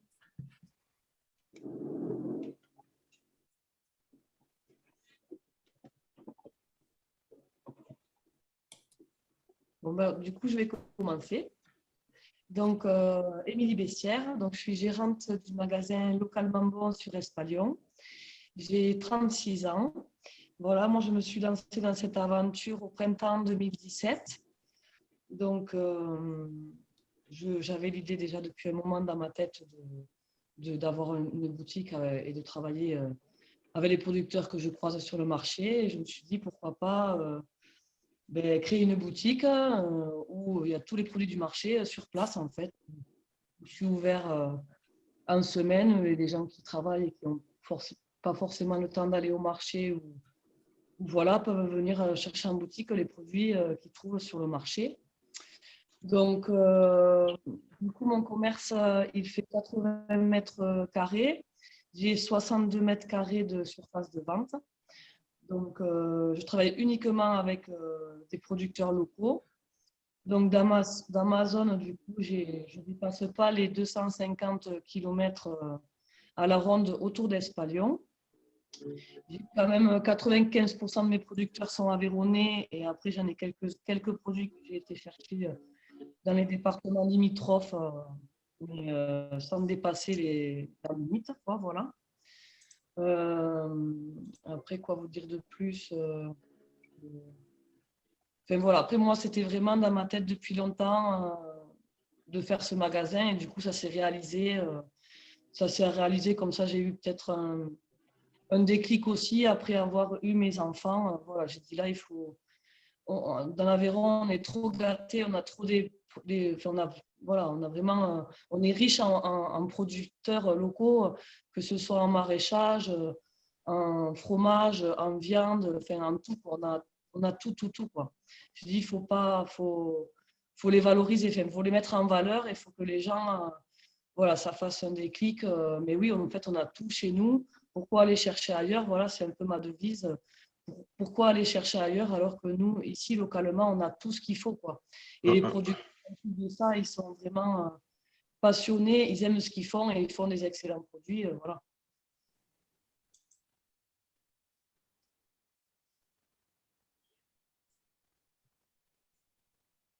Après, peut-être je peux parler de comment je me suis organisée ou peut-être comment j'ai été chercher voilà, mes producteurs. Donc, je suis allée les chercher sur les marchés. Donc, j'ai fait tous les marchés, Rodez, Lessac, Séverac, mais tous les petits marchés. Voilà, je suis allée, j'ai été rencontrer les producteurs. Donc, du coup, j'ai pris connaissance de leurs produits, j'ai pris leurs coordonnées et après, du coup, je me suis donné 3 mois pour aller les rencontrer chez eux pour qu'ils m'expliquent vraiment leur travail de tous les jours, comment ils travaillaient, pour moi aussi, pouvoir communiquer aux clients après du coup. J'arrive mieux à vendre un produit si j'ai été voir voilà, le producteur chez lui, comment il travaille, les animaux, comment il élève. Enfin, voilà. Pour moi, je n'arrive pas à parler d'un produit si je n'ai pas vu tout ça. Et je pense aussi que le client, il est en recherche aussi de savoir ça. Et moi, du coup, je fais l'intermédiaire, en fait. Voilà, comme disait Monsieur Simon, quand je parle du produit au client, voilà, j'essaye, en fait, que le client se projette avec moi dans ce que j'ai vu, en fait, quand j'ai été voir le producteur chez lui, en fait. Et puis, voilà. Peut-être qu'il y a d'autres... J'oublie peut-être des choses, j'ai tellement de choses à dire, mais voilà, le principal, c'est voilà, c'est vraiment, on a tout chez nous ou pas loin, pourquoi aller chercher ailleurs? Et puis, c'est tellement meilleur en plus, au niveau santé, au niveau goût, au niveau tout, quoi. Ah, pour les livraisons, comment procédez-vous pour le… Donc, on va sur les marchés. On va sur les marchés de l'ESSAC tous les mardis parce que j'ai pas mal de producteurs qui sont sur l'ESSAC. Il y en a 6 ou 7. Donc, tous les mardis matins, on va sur le marché de l'ESSAC. Et puis, ça fait l'occasion de les revoir aussi, les producteurs. Et voilà. Et après, on va sur le marché de Rodez le mercredi matin. Après, il y a quand même pas mal de producteurs. Espalion, c'est quand même un petit passage. Donc, j'ai pas mal de producteurs qui passent sur Espalion et du coup, on s'est organisé pour qu'ils me livrent directement au magasin. Et sinon, après, c'est les transporteurs. Il y a le Galtier qui me livre souvent le vendredi matin les produits ne peuvent pas venir sur Espalion, que moi, je ne peux pas aller chercher forcément. Du coup, ils me livrent en frais tous les vendredis matins. Il y a une autre question qui concerne plus vos clients, le profil type des clients de votre magasin, aussi par rapport à leur engagement, leur fidélité, le côté générationnel, la tranche d'âge du coup, la provenance géographique, l'accessibilité des prix, voilà. Donc, après, il n'y a pas de client type. J'ai vraiment de tout. Vraiment, je sais qu'au début, quand j'ai fait mon projet, pareil, les cibles et tout, j'ai vraiment de tout, toutes les générations. Je n'ai pas de client type. Après, c'est vraiment des clients qui, oui, qui ont peut-être une vision des choses, voilà, plutôt, comment expliquer, voilà, c'est des consommateurs, quoi. Ils veulent être acteurs de leur consommation. C'est-à-dire que, voilà, quand ils rentrent dans mon magasin, voilà, ils y rentrent parce qu'ils cherchent un peu à, je veux un peu changer les choses, pourquoi pas, voilà, voilà, après au niveau c'est des prix, c'est ça, après voilà, moi je suis directement producteur, donc moi le producteur me fait un prix et moi je fais ma marge dessus, après ça dépend du produit, c'est toujours pareil. Il y a des choses qu'on peut comparer et d'autres qu'on ne peut pas comparer par rapport aux autres produits qu'on peut trouver partout, en fait. Et comment avez-vous identifié et sélectionné vos fournisseurs? Après, c'est un peu le… Il me fallait, voilà, il me fallait des produits laitiers, il me fallait de la viande. Donc, du coup, après, quand j'étais les voir, tous les producteurs chez qui je suis allée les rencontrer, il n'y en a pas un où je me suis dit non, je ne veux pas vendre son produit. En fait, j'ai fait des rencontres super, en fait, à chaque fois. Et du coup, même quand j'ai des nouveaux producteurs qui viennent et que je les rencontre, même si j'ai pas la place, j'essaye de lui faire une petite place parce que je me dis, ben ouais, c'est bien aussi. Enfin, voilà, j'essaye de faire de la place parce que ben, du coup, voilà, je sélectionne pas en fait. Après, c'est l'humain aussi qui joue. C'est l'humain aussi qui joue. Moi, après, je vois un producteur, il me parle de son travail, il me montre comment il travaille. Ben, moi, ça y est, j'ai accroché quoi, de suite. Je goûte. Ben voilà. Donc, à chaque fois que j'ai des nouveaux produits ou des nouveaux producteurs qui veulent venir dans le magasin, voilà, c'est un peu le coup de cœur et j'essaye de faire de la place pour tout le monde parce que j'ai la demande aussi. J'ai la demande. Après, j'essaye de sélectionner quand même aussi au plus près, quoi. Quand du coup j'hésite et que je ne sais pas trop, c'est au plus près. Comme ça, je limite aussi le transport de marchandises, quoi. Si je dois me décider, je vais faire au plus près, quoi. Et est-ce que vous avez remarqué un changement d'activité par rapport à la pandémie? Est-ce que ça a généré une modification de l'activité dans le magasin? Pas forcément. Après le premier confinement, c'est sûr que j'ai eu pas mal de nouveaux clients autour du magasin parce que du coup, ils se déplaçaient à pied, ça leur faisait la balade et tout ça. Et c'est des gens qui ne sont pas revenus après. C'était vraiment le magasin de dépannage. Après, moi, ça va faire 4 ans que j'ai ouvert et je suis tout le temps en progression, en fait. Voilà, j'augmente petit à petit. Je suis sur la vague montante tranquillement, mais c'est parce qu'aussi, il y a des gens qui ne me connaissent pas encore, il y a le bouche à oreille. Et du coup, les gens, le bouche à oreille fait que ben, s'il y a une boutique, tu peux trouver les produits de Intel sur le marché, tu peux le trouver dans ce magasin. Si tu n'as pas le temps, elle vend ses produits. Mais non, après le premier confinement, j'ai eu énormément de monde, mais je pense que c'est toutes les supérettes. ben voilà, où les gens ils allaient au plus près. Donc, mais ces gens-là, je ne les vois plus. C'était vraiment le magasin au plus près de la maison. Ça me dépanne, mais après, ils ont repris leurs habitudes. Après, je ne peux pas faire adhérer les gens qui ont leurs habitudes et d'aller autre part ou d'acheter des produits différents. Je ne peux pas, voilà, je ne force pas les gens, mais non, j'ai pas trop. Enfin, voilà. Après, je suis tout le temps en progression, que ce soit la première année, la deuxième année, la troisième année. Je suis tout le temps en progression, quoi. C'est vrai qu'il y a les gens, les jeunes, après, j'ai remarqué, les jeunes qui ont commencé à avoir des enfants, voilà, ça fait le déclic. Peut-être à mon enfant, j'ai envie de lui faire manger autre chose. Et comment vous mettez en valeur les producteurs dans le magasin? Enfin, est-ce qu'il y a des affiches, des communications dans les rayons, sur la mise en valeur des produits dans les rayons? Il y a quelque chose de particulier? Après, sur tous les produits, il y a marqué le nom du producteur, la provenance. Après, il y a des producteurs qui ont des petits flyers ou des petites fiches, du coup, je l'affiche. Sinon, après, j'ai une page Facebook, du coup, je fais des posts régulièrement. Par exemple, les 2 premières années, j'ai essayé de faire un post sur chacun, qu'est-ce qu'ils produisaient et comment et où ils sont. Si j'ai les photos, j'ai les photos. Si je n'ai pas les photos, c'est moi qui en parle. Mais sinon, voilà, même au niveau des légumes, des maraîchers, tout ça, tout est marqué sur l'étiquette. Je marque le nom, le prénom du producteur. Le prénom, ça y fait aussi, c'est plus familier, ça rapproche. Le nom du village et le nom du GAEC ou des jardins, le jardin de Faujac, le jardin de. Voilà, j'essaye avec les petites étiquettes. Après, il y a des producteurs qui ont des super flyers, tout ça. Il y en a qui ne l'ont pas, mais après, moi, je le mets sur des petites affichettes avec le nom du producteur et puis le village où c'est produit, quoi. D'accord. Il y a une question par rapport aux invendus. Est-ce que vous en avez et comment vous les gérez? Alors, j'ai pas trop d'invendus. J'essaye, en fait, c'est un peu du nez, quoi. Quand je fais mes commandes, je me dis, bon, ben là. Et après, les peu d'invendus que j'ai, moi, je les prends, quoi. On les prend. Mais j'ai vraiment pas beaucoup d'invendus. J'essaye de que ça. Puis c'est régulier, en fait. Si j'ai plus de porc, je vais avoir du beurre. Voilà, les gens qui viennent, ils n'ont pas forcément de liste. Ils se disent, je prendrai ce qu'elle a, en fait, l'arrivage. Donc, si j'ai plus de côte de porc, ils vont prendre, voilà, ils vont prendre du canard ou ils vont prendre. J'essaye aussi de jouer avec ça pour avoir le moins de pertes possible, en sachant que voilà, la perte, je la prends pour nous, pour ma famille, donc voilà, c'est pas perdu. Il y a pas de. En tout cas, en maraîchage, je n'ai pas de perte puisque je réponds pas à la demande.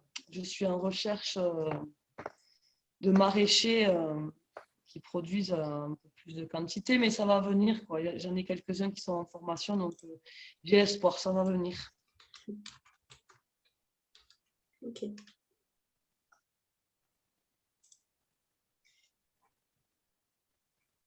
Est-ce que vous... Alors, il y a 2 questions. Quels sont vos produits stars? Qu'est-ce qui se vend le mieux dans le magasin? Et après, si vous remarquez une différence entre les consommations de la clientèle locale et les touristes, les clients de passage. Ah, après, de produits stars, il n'y a pas vraiment de produits stars. Tout marche à peu près, tout c'est à peu près pareil. Après, c'est sûr que le maraîchage et les fruits l'été, ben voilà, ça fait venir beaucoup plus de monde. J'ai des clients en local que je vais voir beaucoup l'été quand je vais avoir les fruits, que je ne vois pas après l'hiver. Donc, ils sont à la recherche. Après, je pense que voilà, tout ce qui est les fruits et légumes, c'est les produits stars, quoi, parce que déjà, enfin, voilà, le goût d'une bonne tomate en maturité de saison localement, ça n'a rien à voir. Enfin, voilà. Je n'ai pas vraiment de produits stars. Et après, la question, c'était sur.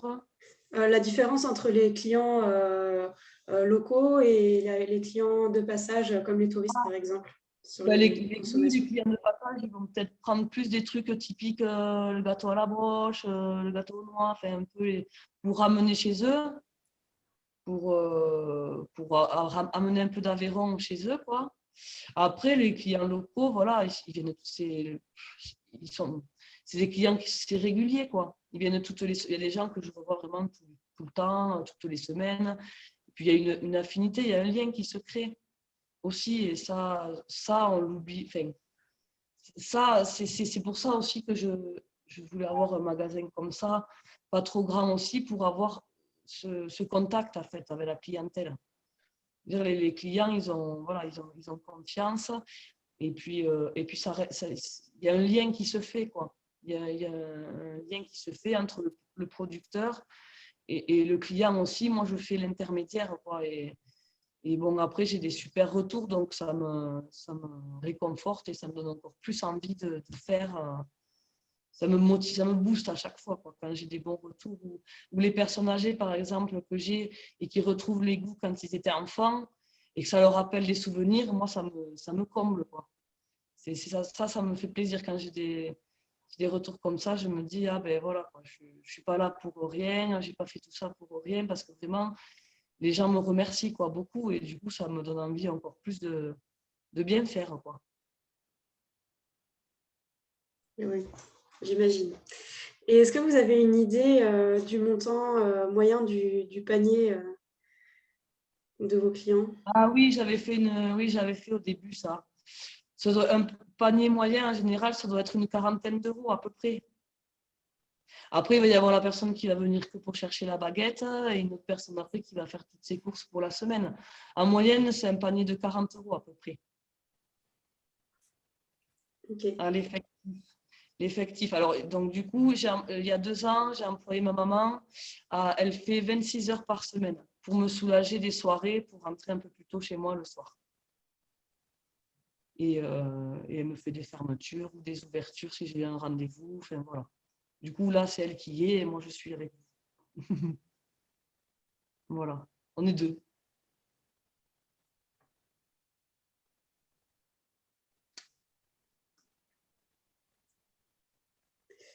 Manon, tu avais d'autres Il y a une autre question sur est-ce que vous avez du mal à vous approvisionner en certains produits ou est-ce qu'il y a des difficultés particulières en fonction des produits? Et bien, le maraîchage. Voilà, le maraîchage. Parce que du coup, mes producteurs avec qui je travaille font les marchés également. Et du coup, ben, voilà, je comprends bien que eux, quand ils n'ont pas grand-chose, ils préfèrent le garder pour le marché que pour moi. Enfin, c'est normal. Après, il y en a 2 là sur Espalion qui sont en formation pour s'installer. Et eux m'ont dit, on ne veut pas faire les marchés, quoi. On sera tout seul, machin, le temps qu'on y passe et tout. Donc moi, voilà, ça serait vraiment... mais après, voilà, ça va venir. Je sens que dans l'air du temps, ça va venir. Je savais qu'au début, ça allait être la difficulté, ça allait être ça, quoi. Ça allait être les fruits et légumes, quoi. Et moi, j'avais une question par rapport à ça. Est-ce que vous avez contractualisé avec certains producteurs? Est-ce qu'il y a eu des... ou ça a tout été de manière plutôt informelle? Vous faites vos approvisionnements comme ça au fil de l'eau? Ou est-ce que vous avez mis en place des contractualisations avec une planification avec certains producteurs ou... Ben, disons que moi, parce que j'ai plus de 100 producteurs maintenant, j'ai arrêté de compter, mais du coup, j'ai un tableau. J'ai un tableau avec le nom des producteurs. Par exemple, le lundi, je dois passer les commandes à un tel. C'est hebdomadaire. Tous les jours, je dois passer des commandes par rapport à quand est-ce qu'ils vont produire, quand est-ce qu'ils vont tuer, quand est-ce qu'ils vont... Donc moi, le lundi, j'ai une liste. Je dois envoyer, si j'ai besoin de produits, le lundi, il faut que j'envoie la commande à un tel. Le mardi aussi, le mercredi, j'ai tout un tableau. Il ne faut pas en oublier parce qu'il y en a pas mal. Et non, après, au tout début, quand j'ai commencé, voilà, c'est vraiment, j'ai pris des petites quantités. Et avec le temps, ben voilà, voilà, quand j'ai vu que je manquais de yaourt, par exemple, ben la semaine d'après, j'en ai commandé 2 ou 3 de plus. Et au fur et à mesure, j'ai augmenté. Puis ma clientèle aussi a augmenté. Donc, je me suis adaptée comme ça. Je m'adapte en fait au fur et à mesure de la clientèle qui augmente, les produits qui partent un peu plus, qu'au début, ça partait pas beaucoup parce que les gens, ils ont goûté. Maintenant, ça marche, ils prennent pour plus de quantité. Donc, voilà, c'est vraiment... surtout le frais, parce que c'est quand même le frais. Les produits d'appel, ce que je vends le plus, c'est le frais. Hein. Quand j'appelle le frais, c'est que ce soit en maraîchage ou en produits laitiers ou en viande et en fromage. Donc ça, c'est des livraisons que j'ai toutes les semaines. Donc s'il m'en manque le lundi et le mardi, je suis livré le mercredi. Donc je dis, la clientèle locale, je leur dis, je suis livré mercredi, ils reviennent le mercredi ou le vendredi, il y en a, quoi. j'ai refait le plein, il y en a. D'accord. Puis j'ai commencé tout petit et puis on peut pas, voilà, puis quand on ouvre un commerce, au début, les gens, ils comprennent, hein, moi, je n'étais pas calée. Mais après, au fur et à mesure, on se cale, quoi. Et vous avez une idée du nombre d'heures par semaine que ça vous prend, toute cette organisation, le lien avec vos fournisseurs? Donc en dehors des temps de vente, quoi, je veux dire vraiment tout le côté Là, logistique. en dehors des temps de vente. Donc oui, tout ce qui est commande, tout ça, je dois y passer 2 ou 3 heures par jour. D'accord. Alors, il y a quelques questions sur le chat. Est-ce que vous avez des projets futurs? Pas forcément. Enfin, j'ai plein de projets, j'en ai tout le temps. Enfin, c'est ce qui fait avancer. Mais là, enfin, pour l'instant, avec le temps que ça me prend et tout ça, voilà, pour l'instant, je ne me projette pas. Après, avec les temps qui courent, voilà, si j'avais un projet futur, ça serait de mettre en place un drive ou un site vendeur.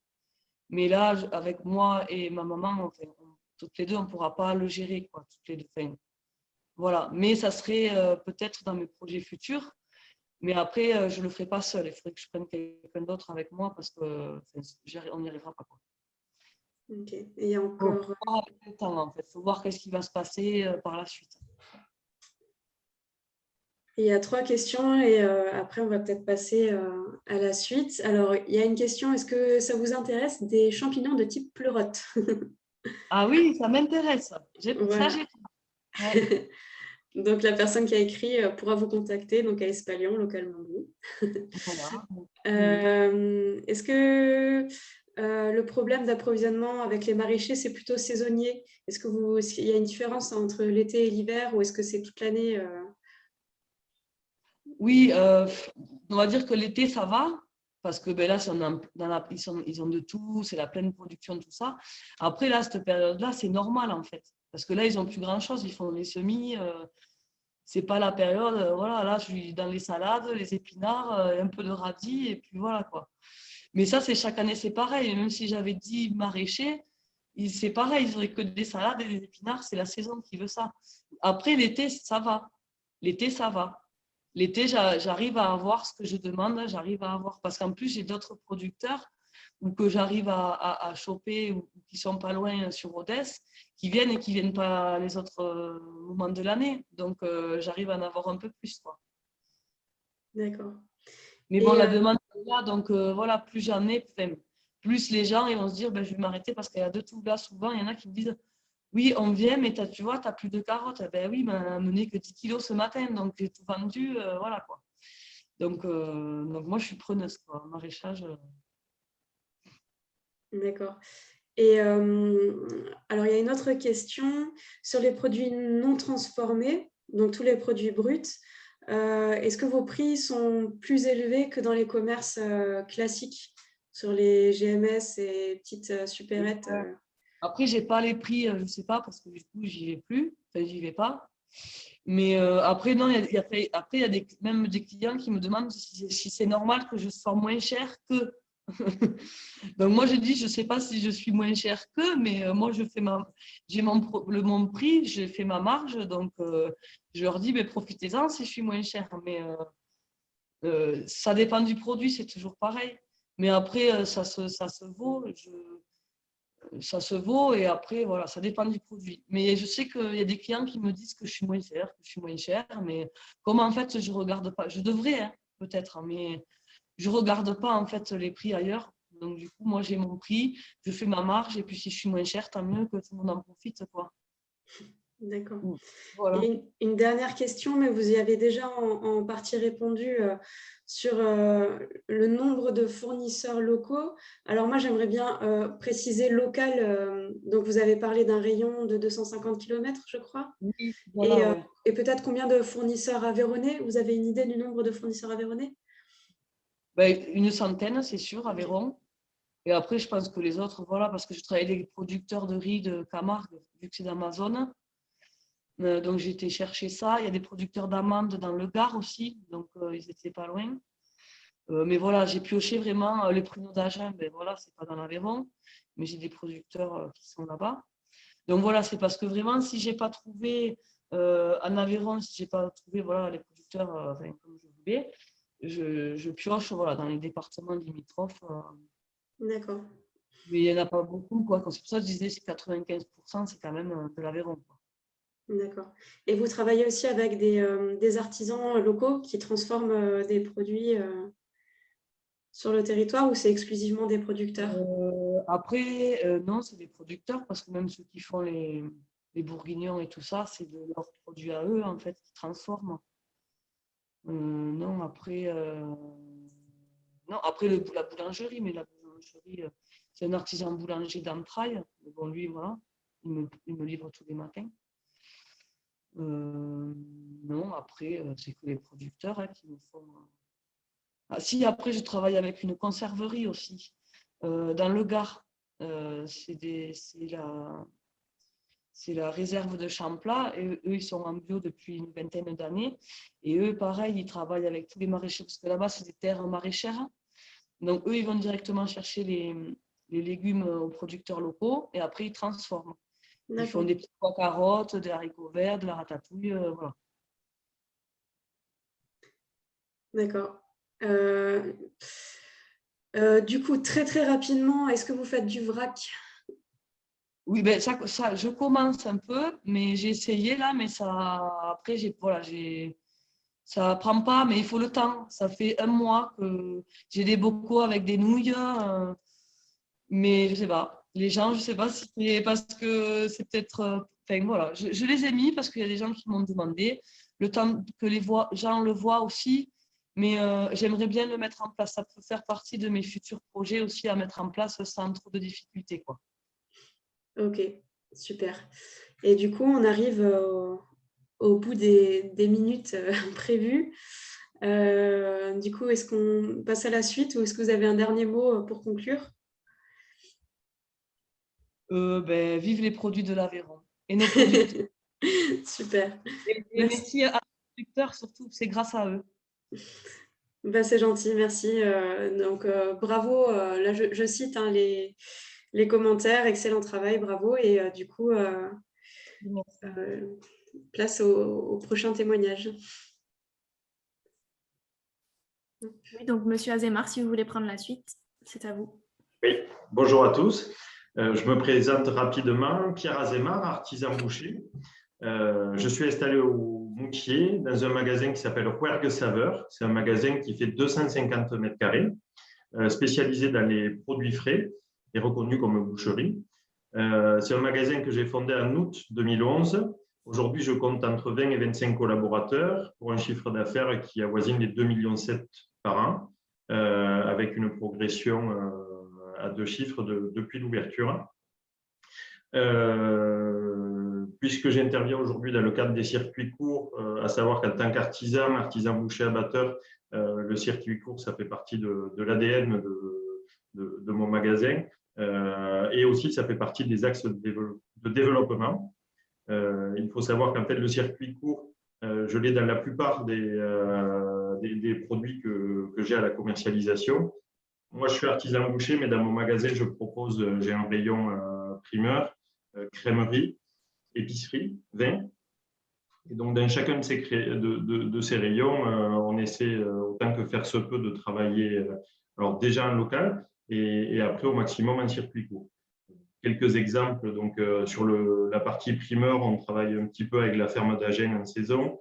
On a Thomas qui nous fournit un melon, on a des producteurs d'asperges avec qui on travaille en direct. Les Attes, Sainte-Marie. Sur la partie crèmerie, on a des fromagers installés, il y a la Gaille du Chèvre d'Olt. On travaille aussi avec Jeanne de Montagne qui est la taille, enfin, voilà, qui est une grosse entreprise. Sur la partie épicerie, on travaille avec le miel de Romain, qui est un apiculteur qui est installé à côté, avec une fabricante de madeleine qui est sur Campuac. On revend de la farine du minotier de chez Marty, du moulin en dessous de Moïrazès. Par rapport à la trame que vous nous avez donnée et concernant les difficultés qu'on peut retrouver le plus souvent, c'est que la plupart du temps, on est démarché par les producteurs au moment de leur installation, parce qu'ils cherchent des débouchés. Et c'est vrai que plusieurs fois au cours plusieurs fois, en fait, on s'est aperçu que au bout d'un moment, les producteurs faisaient un certain volume et commercialisaient en direct un certain volume et ne voulaient plus justement passer par les entreprises avec lesquelles ils avaient l'habitude de travailler. C'est vrai que, voilà, c'est ce que disait Mme Bessière, quand on arrive, les producteurs à écouler la marchandise en direct, ils ne reviennent pas forcément nous revoir. Et dans les difficultés, j'ai noté aussi notamment des incompréhensions sur le prix de vente. En fait, des fois, les producteurs voudraient nous donner le prix de vente. Et c'est vrai qu'en fonction des magasins, en fonction des localisations, en fonction de beaucoup de paramètres, les coefficients appliqués dans chacune des entreprises sont différents. Moi, ici, dans le magasin, j'ai un coefficient qui est entre 1,6 et 1,7 en fonction des produits. Et c'est vrai que souvent, j'ai des producteurs qui n'ont pas forcément l'habitude de revendre à des professionnels et qui me donnent en fait le prix de vente. Donc, souvent, je me retrouve à réexpliquer un petit peu le principe du commerce et de l'achat-revente qui est lié à des frais qui sont différents en fonction des magasins. Les bénéfices que je tire par rapport à ces circuits courts, déjà, c'est la fierté de pouvoir faire vivre un territoire. C'est d'être sûr aussi du prix remis au producteur. En fait, il faut savoir que moi, je n'ai aucune négociation. J'applique les tarifs qui me sont fournis par mes producteurs. Et du coup, ça correspond aussi à l'éthique un petit peu et aux valeurs que viennent rechercher les clients dans le magasin. Dans les bénéfices et les avantages, ça pourrait être pris comme un inconvénient, mais c'est que ça oblige à la saisonnalité. Et c'est vrai que on en a perdu un petit peu. Le consommateur cherche souvent à avoir l'offre la plus large possible chaque jour de l'année. Et c'est vrai que ça permet de pouvoir remettre de la saisonnalité dans les produits qu'on propose. Quelque chose que j'ai remarqué et qui pourrait être contre-intuitif, c'est la réactivité. C'est vrai que par rapport à des grossistes, quand on travaille en direct avec des producteurs, j'ai noté souvent beaucoup de réactivité, puisque ce sont souvent des gens qui ne sont pas très loin et qui peuvent nous livrer, mais pas du jour au lendemain, mais presque. Et après, ce qui me fait persévérer dans cette voie du circuit court, c'est la différenciation par rapport à la concurrence. Ça permet vraiment de pouvoir proposer des produits que mes confrères n'ont pas ou que mes concurrents n'ont pas. Voilà un petit peu pour la présentation du magasin et de ce qu'on propose. Moi, j'avais une question par rapport au côté boucherie. Est-ce que vous avez, même question que tout à l'heure, des contrats avec certains éleveurs? Est-ce qu'il y a un engagement qui a été pris et une planification qui a été faite par année? Je ne sais pas le nombre de bêtes qui sont réservées pour votre boucherie ou ce genre de choses. Alors moi, c'est vrai que en fait, les contrats ne sont pas forcément tous écrits. Et donc là, alors moi, j'ai la chance d'avoir un oncle qui est éleveur. Donc, du coup, je travaille avec lui. C'est lui qui me fournit et il sait que je passe en moyenne une vache par semaine et 2 vaches à la haute saison. Et du coup, il sait que voilà, toutes les semaines, tous les jeudis, il m'amène une vache. Voilà. Donc, c'est vrai que la plupart du temps, rien n'est contractualisé, mais c'est tout comme parce qu'on a des volumes qui sont à peu près constants. On a très peu de saisonnalité, peut-être un écart de chiffre d'affaires de 15 à 20% l'été, mais ça se glisse sur l'ensemble du magasin. Et c'est vrai que il ne nous a pas semblé nécessaire de contractualiser. Mais parce qu'on est sur la parole donnée, et c'est aussi important que le contrat écrit, signé et contre-signé.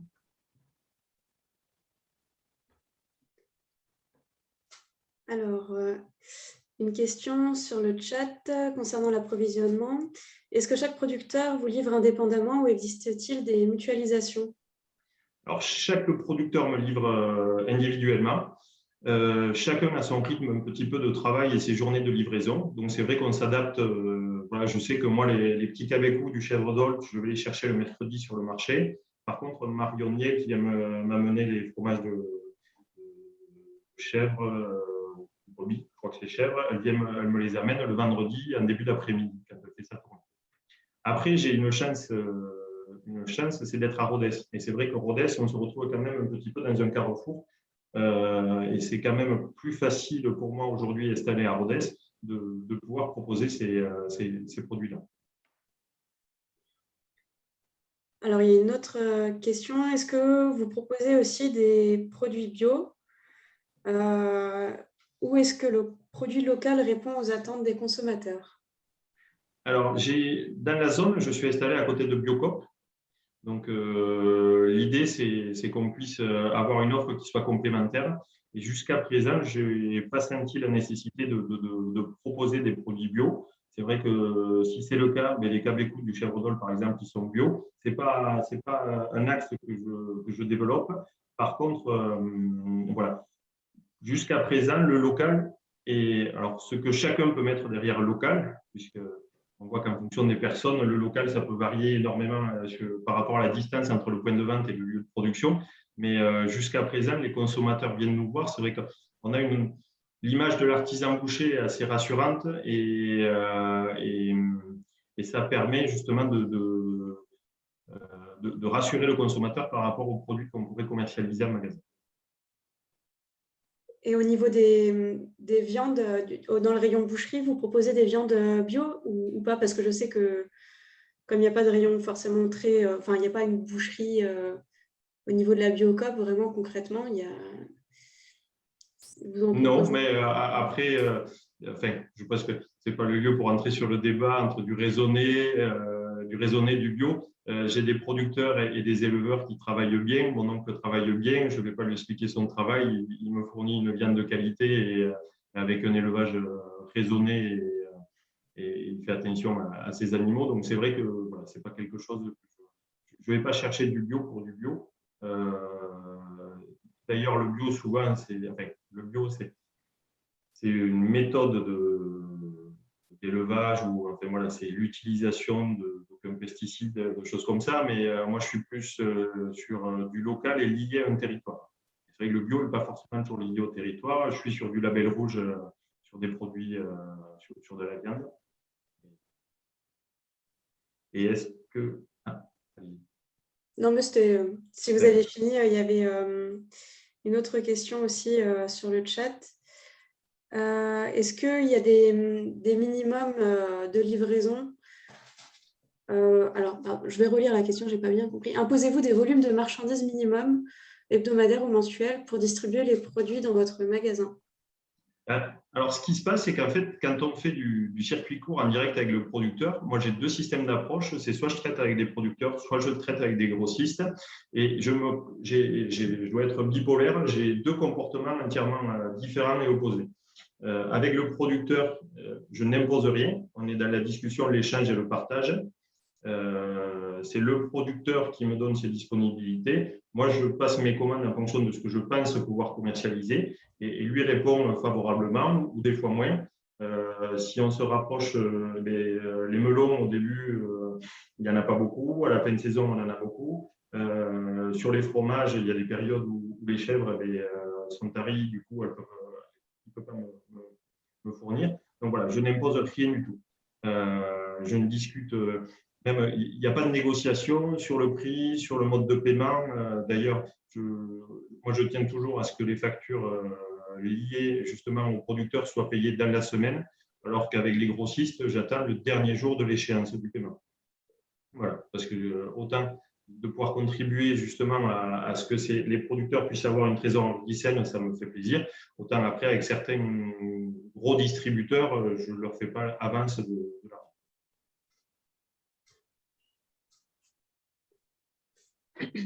Ok. Et au niveau du rayon boucherie, est-ce qu'il y a une mise en valeur particulière des produits et des producteurs et au niveau de l'épicerie aussi d'ailleurs?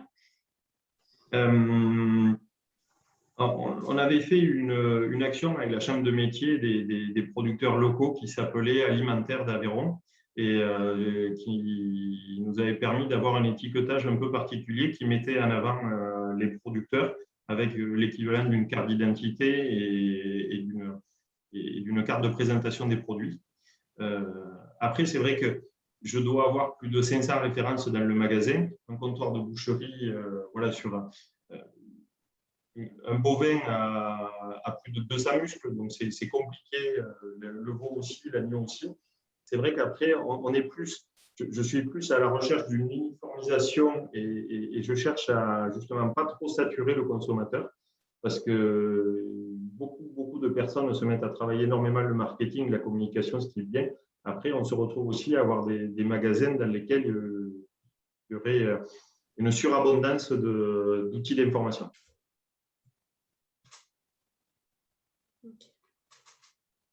Et une question complémentaire, est-ce que Oui. vous sauriez dire à peu près, parce que vous avez évoqué le fait de ne pas être à 100% en approvisionnement local, ce qui s'entend tout à fait, est-ce que vous auriez une idée à peu près de la proportion, alors soit sur le volume ou soit sur le chiffre d'affaires, à peu près de l'approvisionnement local, ce que ça représente? Alors, je n'ai pas dit 100%, mais je pense qu'on est à 90% aveyronnais. Après, j'ai quelques fournisseurs de fromage, des grossistes qui sont dans le Cantal, donc qui ne sont pas aveyronnais. C'est pour ça que je n'ai pas osé dire 100% local. Après, j'aime bien l'été faire des chiffonnettes de pâte à negra ou de Parme. Donc, c'est vrai que sur le rayon charcuterie, on va chercher aussi ce qui se fait de bien un peu plus loin. Après, voilà, ça dépend de ce qu'on met derrière local. Et c'est vrai que c'est compliqué à jauger, mais 80 à 90% de nos fournisseurs sont aveyronnais. Ok. Et même question que tout à l'heure, au niveau des retours des clients sur cette démarche-là. Alors, on ne leur a pas demandé forcément leur avis par rapport à cette démarche. Après, le magasin connaît une croissance. On a énormément travaillé pendant le confinement. Donc je pense qu'ils valident notre démarche. Après, c'est à double tranchant. C'est vrai qu'en tant qu'artisan et commerçant, il faut faire attention parce que derrière, j'imagine que le consommateur, quand il rentre dans nos magasins, nous fait confiance. Donc, à nous de ne pas les trahir et d'être très vigilants sur la sélection et des produits et de la manière dont ça peut être fabriqué. Il y a deux autres questions sur le chat. Alors, les exigences des abattoirs représentent-elles une contrainte particulière pour les éleveurs qui vous fournissent en direct? Alors après, au final, ça a fait beaucoup de bruit, les abattoirs. Les modes de fonctionnement n'ont pas énormément évolué. Moi, mon oncle m'amène la bête tous les jeudis à l'abattoir. Et c'est vrai que ça n'a pas, par rapport à ça, on n'a pas été impacté. Après, ça a engendré beaucoup de tracas. Mais c'est vrai que quand on fait du local, il est sur Canet-Salars, il doit y avoir 35 km pour venir jusqu'à Sainte-Radegonde. Donc, les animaux ne passent pas énormément de temps dans le transport. Il part à 9h, il arrive à 9h30 à l'abattoir. Donc, c'est vrai que c'est beaucoup plus facile à gérer que si j'avais à commercialiser, à aller acheter du bétail un peu plus loin. Mais encore une fois, quand on est en Aveyron, et notamment boucher installé à Rodez, on est tellement dans un cœur de production et d'élevage que ce serait indécent d'aller se fournir plus loin. Il y avait d'autres exigences en particulier des abattoirs, puisque ça a répondu à votre question, la personne qui a posé la question. Bon, Thierry qui cherche à commercialiser les pleurotes, oui aussi. On peut. Oui, j'allais y venir. Ok. Est-ce qu'il y a peut-être une autre question derrière la question des abattoirs? Je ne sais pas, hein, parce que, en tout cas, si vous voulez compléter la question, n'hésitez pas à prendre la parole, même avec le micro. Non, c'est bon? Oui, bonjour, désolé, excusez-moi, c'est moi qui ai posé la question. Après, je n'y connais pas énormément grand-chose au fonctionnement des abattoirs, mais la question que je me posais, c'était peut-être que dans un abattoir, il y a une demande d'un certain volume, un peu comme quand on collecte le lait des élevages. un certain volume comment dire, de viande à abattre qui est demandé à l'éleveur et que du coup, voilà, peut-être que l'éleveur ne peut pas vous fournir. Vous demandez peut-être une quantité qui n'est pas très importante et est-ce qu'il y a peut-être un manque de concordance entre ces deux choses-là? Après, j'avoue que ce n'est pas quelque chose que je connais très, très bien, donc voilà, c'est une question que je pose comme ça, sans a priori. Ok, merci. Merci. Du coup, par rapport à ça, il y a une certaine forme de service public.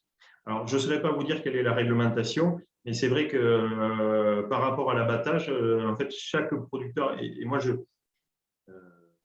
ne me fais pas beaucoup d'amis du côté des grosses coopératives aveyronaises ou de leurs membres, parce que moi, je cherche justement à pouvoir commercer en direct avec des producteurs locaux, avec des éleveurs locaux, individuels. Et on a la chance d'avoir un abattoir qui, jusqu'à présent, et j'espère que ça pourra durer, reçoit, on peut amener une vache, deux brebis, on amène voilà, ce que le boucher a besoin, ce qu'on a contractualisé ensemble, et l'abattage se fait à chaque fois. La seule chose, c'est que autant avant, on pouvait, les éleveurs les amener vraiment au fil de l'eau et quand ça les arrangeait. Aujourd'hui, on leur demande de s'inscrire une semaine à l'avance ou 48 heures à l'avance pour prévenir de manière à éviter qu'il y ait un nombre trop important de bêtes à l'abattoir, que ça ne puisse pas être abattu dans la journée, que du coup, elles soient contraintes de passer une nuit dans des logettes qui ne soient pas forcément… voilà, et que ça ne réponde pas tout à fait au cahier des charges, aux attentes. D'accord. Alors, on va faire une dernière question et ensuite, on va passer à la suite. Alors, vous faites de la vente en ligne. Est-ce que vous vendez en drive? Est-ce que vous faites des livraisons? Et comment êtes-vous organisé? Lors du confinement, je crois qu'on a été confiné le 17 mars, le 18 ou 19 mars, je mettais en place un service de drive. L'idée étant de permettre à mes clients de pouvoir commander et passer un minimum de temps dans le magasin, puisqu'il y avait toute une psychose autour du fait de se retrouver dans des magasins alors qu'il y avait la Covid qui était là. Donc, le drive a énormément fonctionné pendant la période du confinement avec de la livraison. J'ai pu le mettre en place rapidement et efficacement parce que j'ai l'ensemble de mes collaborateurs qui m'ont soutenu et qui ont vraiment été à 100% derrière moi pour nous aider à mettre ça en place. Les cuisiniers, la partie traiteur ne fonctionnait plus parce que les gens étaient chez eux, donc avaient le temps de cuisiner. Donc, ils se sont mis à préparer les commandes, ils faisaient les tournées. Donc, ça s'est très bien passé. Après, j'avais pour projet, en sortant de là, d'installer des casiers réfrigérés, de pouvoir mettre une application et faire de la livraison. Il s'est avéré qu'à partir du moment où la plupart des consommateurs sont repartis travailler, le service était le même. On n'a plus de demande de drive ni de livraison. On fait partie des lieux de vie et du coup, j'ai stoppé et reculé complètement sur les drives et les livraisons. Et je mise énormément maintenant sur l'expérience client et le fait d'amener un cadre agréable avec des équipes agréables et de permettre justement aux consommateurs de passer un moment agréable en faisant ses courses dans le magasin. Donc, c'est vrai que j'ai complètement occulté et je travaille plutôt le fait d'agrandir un petit peu les horaires d'ouverture et de permettre aux consommateurs de passer un bon moment chez moi. Parce qu'en fait, le problème pour moi à long terme du drive et de la livraison, c'est qu'on n'a plus ce contact et ce lien avec nous, les professionnels, et que du coup, le jour où il y a une problématique sur peut-être une qualité de légumes ou autre chose, même pour des choses qui ne seraient pas directement dues à nous, on peut briser ce lien. Alors que quand on discute, le consommateur rentre dans nos magasins, on peut discuter et on peut s'expliquer. Et on peut aussi se différencier par rapport aux autres. D'accord. Et très rapidement, je passe entre 180 et 350 clients par jour. Ok, super, merci beaucoup. Donc, on a pris un tout petit peu de retard sur notre programme, mais ça va. On passe à la suite. Oui, du coup, Marine, si vous voulez y aller. Alors, bonjour à tous. Donc, Marine Rérol, donc, je travaille à la ferme de Diac qui est située à La Croix-Barrès dans le Nord-Aveyron. Donc, on est 5 à travailler sur cette ferme qui est un tout en agriculture biologique. Donc, je suis avec mes beaux-parents, donc, qui sont à l'origine de la ferme de Diac, ainsi que mon mari. Donc, on est tous les deux installés depuis mai 2020 et on a également une salariée qui fait 30 heures par semaine. Voilà, donc la ferme, c'est principalement un troupeau de vaches laitières. Donc là, on transforme tout le lait qui est produit sur la ferme, donc tous les jours, matin et soir, on transforme. On fabrique tout ce qui est produits laitiers frais, donc ça va être faisselle, fromage blanc, beurre, crème, des crèmes glacées, de la tome fraîche aussi. Et ensuite, donc on a à peu près 45 vaches laitières, voilà, donc des brunes des Alpes. Et on est sur 100 hectares, à peu près 100 hectares. Voilà.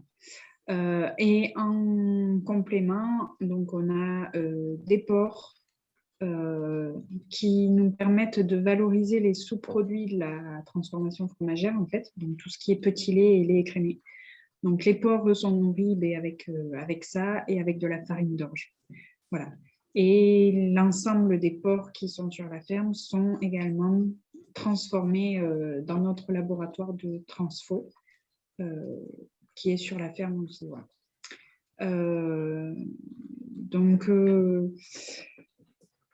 Au niveau de l'organisation du travail, mon mari, lui, s'occupe du troupeau des vaches laitières, des cultures. Mon beau-père, lui, va s'occuper plutôt des porcs et également des cultures. Il est là pour aider mon mari. Et ensuite, la salariée, elle est principalement sur tout ce qui est atelier de transfo, lait et viande. Et ma belle-mère et moi-même, nous, on est avec la salariée aussi en transfo. Et à côté, on s'occupe de tout ce qui est commercialisation, vente, facture, voilà. Tout le travail qu'il y a à côté à faire. Voilà. On transforme aussi les vaches de réforme et on transforme aussi des veaux. Voilà. Et au niveau de la transformation des porcs, on propose des colis de viande fraîche. On fait aussi de la charcuterie, des pâtés, plats cuisinés. Voilà. On fabrique tout ici. Au niveau des circuits de commercialisation, donc tout est vendu en direct. Donc on fait beaucoup de ventes à la ferme puisqu'on a notre magasin de vente qui est ouvert toute l'année, tous les jours, sauf le dimanche. Mais voilà, on est là tout le temps. Donc la vente à la ferme, c'est un peu plus saisonnier. On va dire que l'hiver, c'est plus des clients locaux en fait qui viennent, quelques vacanciers pendant les vacances. Mais après, c'est surtout en période estivale où on a beaucoup de monde, puisqu'on est sur un territoire où il y a beaucoup de maisons secondaires qui appartiennent à des Parisiens. Donc voilà, pendant le beau jour, en général, les Parisiens redescendent et ils viennent beaucoup à la ferme. On fait des visites à la ferme donc, pendant les vacances d'été, donc tous les mardis. Et ensuite, on organise aussi un petit déjeuner bio à la ferme, en général début juin. Voilà. Donc, ça fait partie des ventes à la ferme.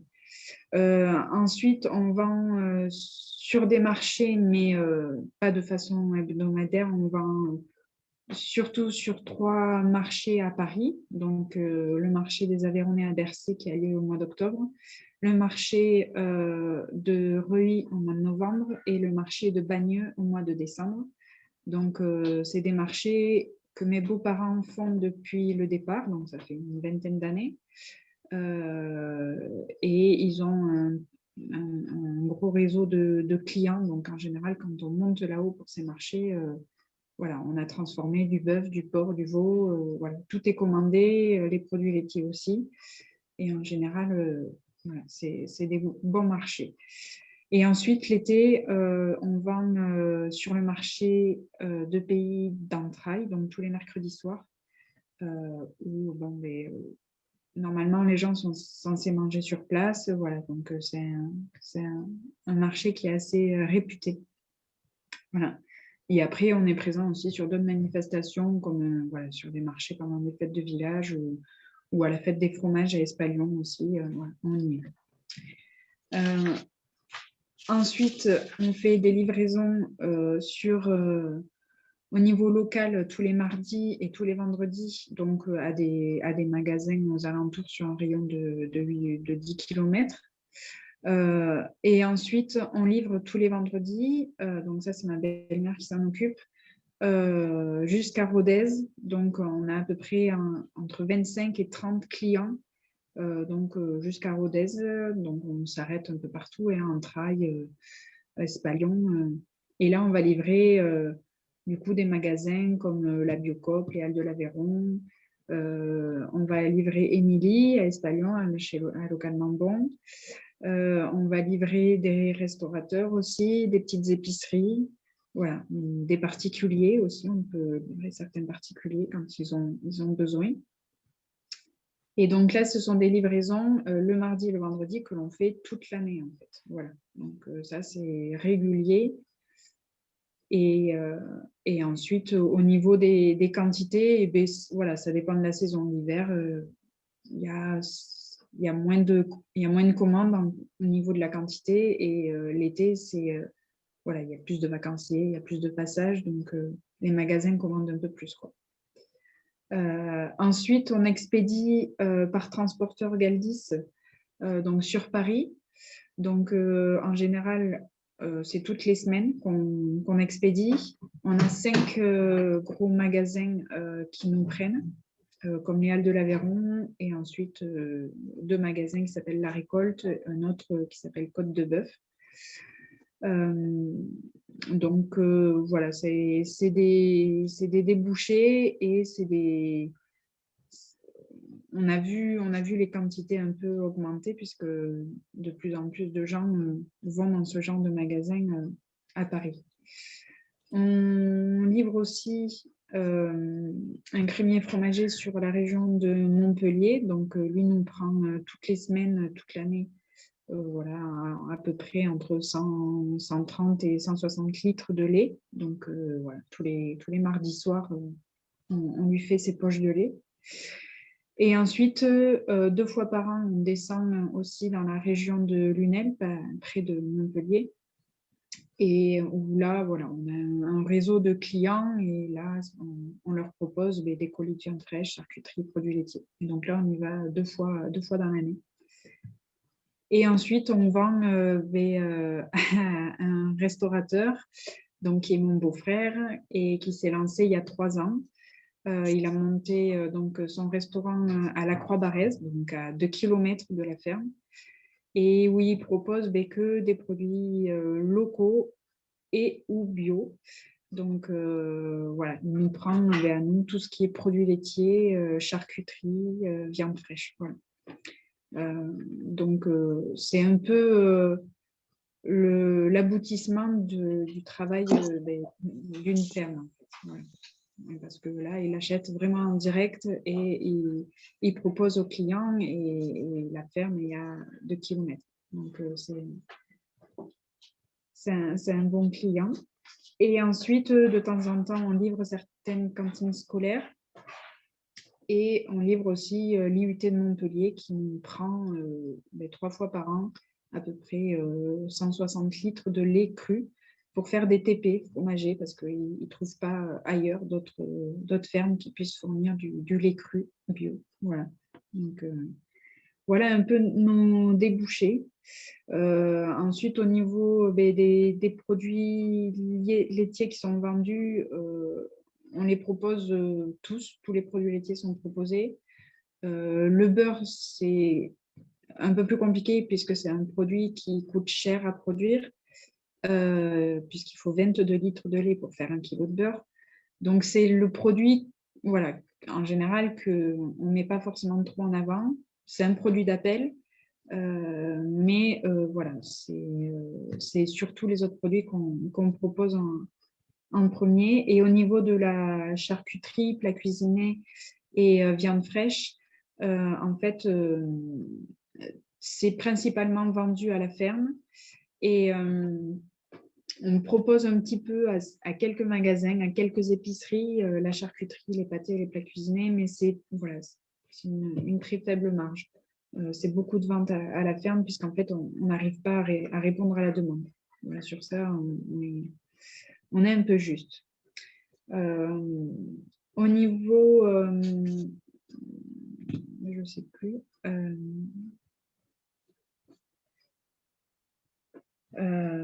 Je vais peut-être préparer une question.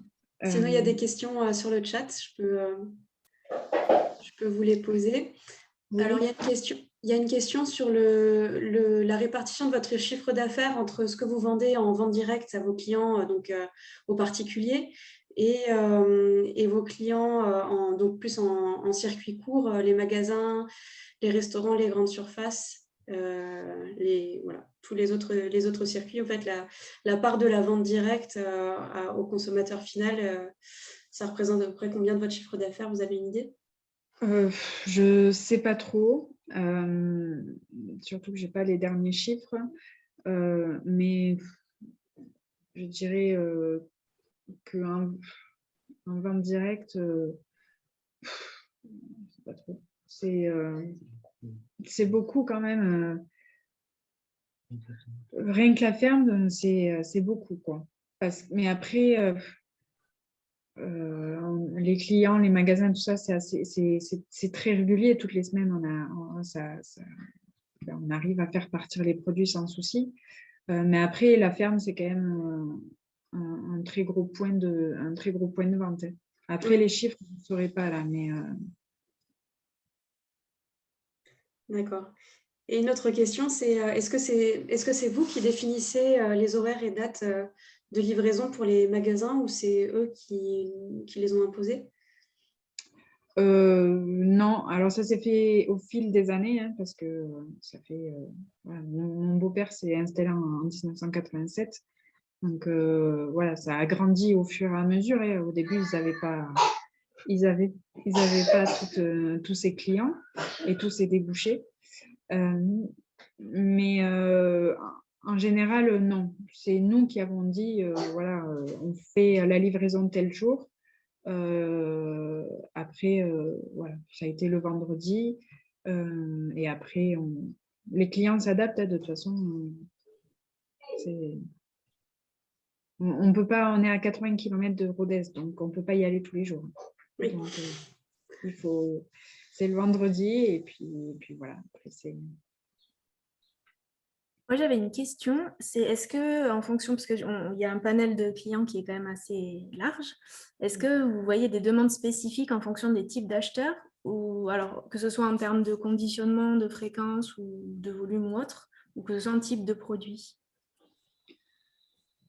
Non, pas vraiment. Il n'y a pas forcément d'exigence.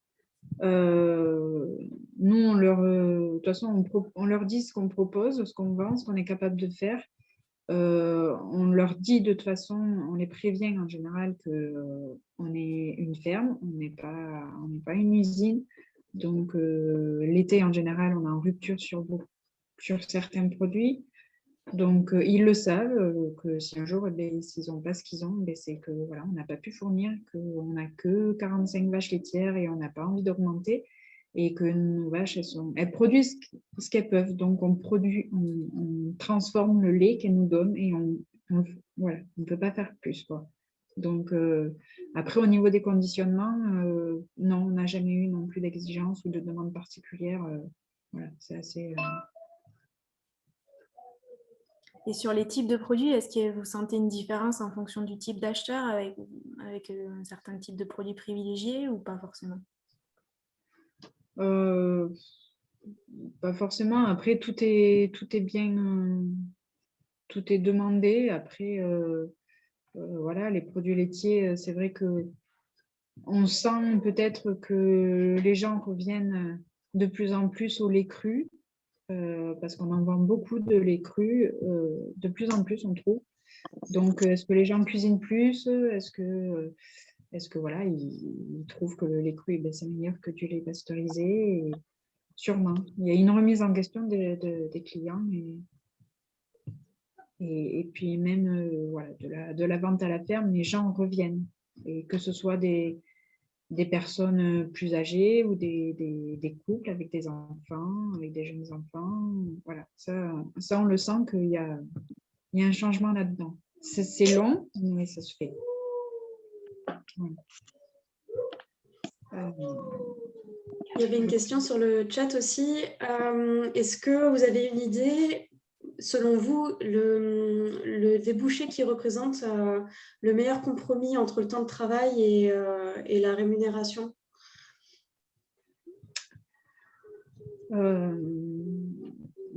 C'est vendre en direct au restaurant qui est à 2 km, quoi. On a très peu de distance à faire. C'est livré en direct, même voilà, c'est pris sur place. Donc, il prend des produits bruts, on n'a pas besoin de les transformer forcément. Donc, oui, c'est vendre directement au restaurant du village. C'est le plus rentable pour nous, quoi.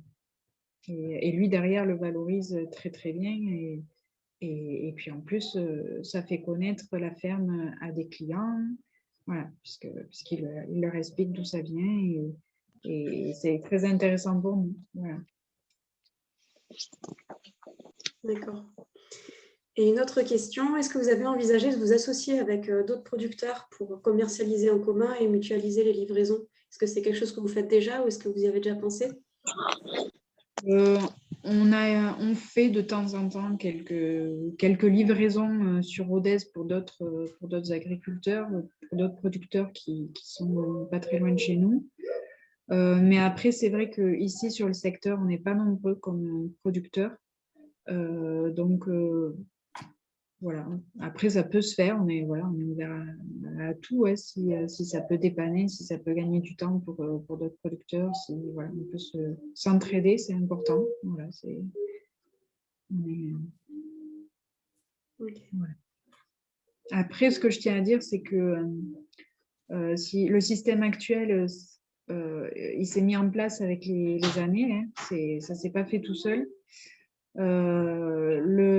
La vente à la ferme, mais aussi, ça ne s'est pas fait tout seul, ça a pris beaucoup de temps. Mes beaux-parents ont beaucoup fait de marché au départ. Donc, voilà, faire les marchés, c'est du temps, c'est beaucoup. Voilà, quand on fait les marchés, on n'est pas sur la ferme en train de travailler, hein, donc c'est important à savoir. Mais c'est ce qui a permis le bouche à oreille, ce qui a permis de faire un réseau de clients, que ce soit au niveau local. Et puis après, ça s'est développé comme sur Paris. Voilà, ils se sont fait connaître comme ça. Et puis en plus, au départ, quand ils ont commencé à transformer, mes beaux-parents, c'est mon beau-père qui prenait la glacière avec les produits laitiers, les produits laitiers frais dans la glacière, et il partait voir les magasins et il leur disait, voilà, je vous propose nos produits, goûtez-les, et si ça vous intéresse, voilà, vous pouvez vendez-les, quoi. Donc ça a été long, quoi, mais ça s'est pas fait en un jour. Et puis en plus, depuis 2003, pardon, on s'est converti au bio. Donc ça a ouvert des portes au niveau des débouchés. Puisqu'il y a un réel besoin de manger sain, on le sent. Et ensuite, voilà, la gamme des produits aussi s'est élargie avec les années, quoi. Au début, quand ils se sont lancés, ils transformaient, ils vendaient un petit peu de lait cru à l'épicerie du village. Ils livraient une coopérative. Puis ensuite, ma belle-mère est arrivée sur la ferme. Donc, voilà, ils ont commencé à développer un peu la transfo fromagère, à faire des faisselles. Puis ensuite, ils se sont rendus compte que, avec les miettes du cahier issues de la faisselle, ils pouvaient faire du fromage blanc. Donc, ils ont valorisé ça comme ça. Voilà. Ensuite, ils ont voulu valoriser les sous-produits, donc le lait écrémé, le petit lait, donc par le biais des cochons. Donc ensuite, ils se sont lancés dans la transfo des cochons, donc ils se sont formés pour savoir transformer des cochons. Donc, ils ont été formés à l'école d'Aurillac Et ensuite, ils se sont lancés dans la construction du labo viande en 2003. Donc voilà, ça s'est fait tout avec les années et petit à petit, quoi. Et puis, en parallèle, ils se sont fait aider. Et puis, ils ont eu de la main-d'œuvre, des salariés, des stagiaires. Voilà. Aujourd'hui, si le système est comme ça, c'est parce on est nombreux à travailler dessus et qu'aussi on a la demande derrière qui nous pousse à travailler et à fournir les produits.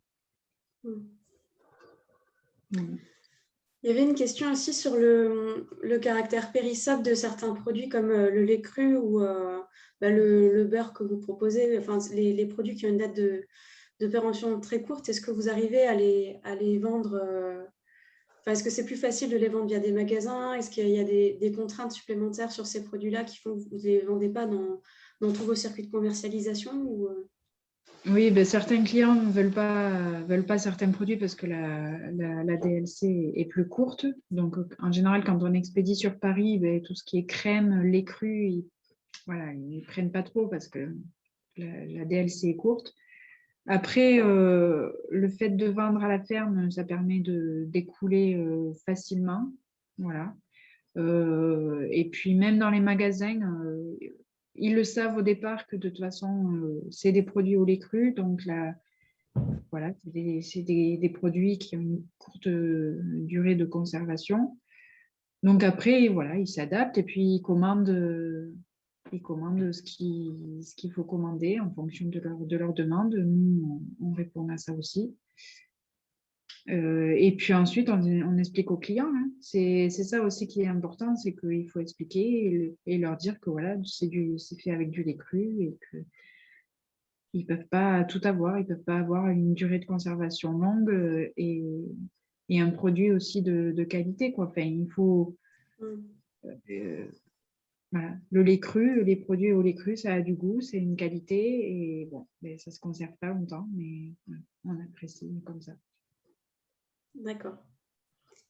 Est-ce que quelqu'un a une autre question? Manon, tu voulais compléter? Non, pour moi, c'est OK. OK. Vous avez quelque chose à ajouter ou c'est bon? Très bien. Merci beaucoup pour votre intervention. Et du coup, Manon, je te laisse finir. Mais non, pas plus. S'il y a d'autres questions, n'hésitez pas à les marquer là dans le chat. Sinon, on peut vous proposer de s'en tenir à là pour aujourd'hui. Merci à tous pour votre participation et surtout aux intervenants d'avoir pris le temps d'être avec nous aujourd'hui. C'était très enrichissant d'échanger avec vous et les différents corps de métier qui gravitent autour des circuits courts. Donc pour rappel, on a une deuxième session la semaine prochaine, donc une deuxième visioconférence sur la thématique de la logistique, donc plus axée là-dessus. On aura aussi des témoignages d'expérience locale. Donc pour ceux qui ne se sont pas encore inscrits, n'hésitez pas à le faire via le formulaire qui vous a été transmis, ou si vous l'avez perdu, on peut vous le renvoyer sans souci. Voilà, et on vous fera passer un lien de connexion comme on l'a fait ce matin. Voilà, que vous dire d'autre? La table virtuelle, du coup, on vous a fait passer le lien si jamais vous voulez aller y jeter un œil. Donc, à la fois côté acheteur pour voir un petit peu les recensements locaux et à la fois côté producteur pour vous faire recenser éventuellement et avoir de l'information générale. Donc, n'hésitez pas à y aller. Et puis, voilà, pas plus pour moi. Manon, si tu me permets, j'ai juste une intervention. Sébastien Pujol, donc, du Parc. Je vous remercie, Lisa et toi, pour avoir organisé ce webinaire avec ces témoignages qui sont très intéressants, qui ont permis aussi, je pense, à tout le monde de pouvoir avancer sur leur projet. Je voulais vous solliciter pour les restaurateurs et les épiciers qui ont participé à ce webinaire. Comme on l'a dit, on travaille dans le cadre du PAT à plusieurs actions. Il y a une action notamment qui vous sera présentée la semaine prochaine de massification à destination des épiciers, des restaurateurs et de la restauration collective. Et on voulait, pour ceux qui sont intéressés, vous transmettre un questionnaire justement dans le cadre de cette expérimentation pour voir un petit peu quelles sont vos attentes et si le projet qui est en train de se construire peut correspondre à vos attentes. Donc, si ça ne vous dérange pas, on va vous transmettre à l'issue de ce webinaire ou de celui de la semaine prochaine un questionnaire qui sera à remplir en ligne. Et voilà, si vous pouvez y répondre, ça aidera les porteurs de projets à pouvoir avancer dans leur action. Voilà, merci beaucoup. Merci. Merci. Donc, voilà, pour aujourd'hui, si c'est bon pour vous, on vous libère. Merci encore et peut-être à la semaine prochaine.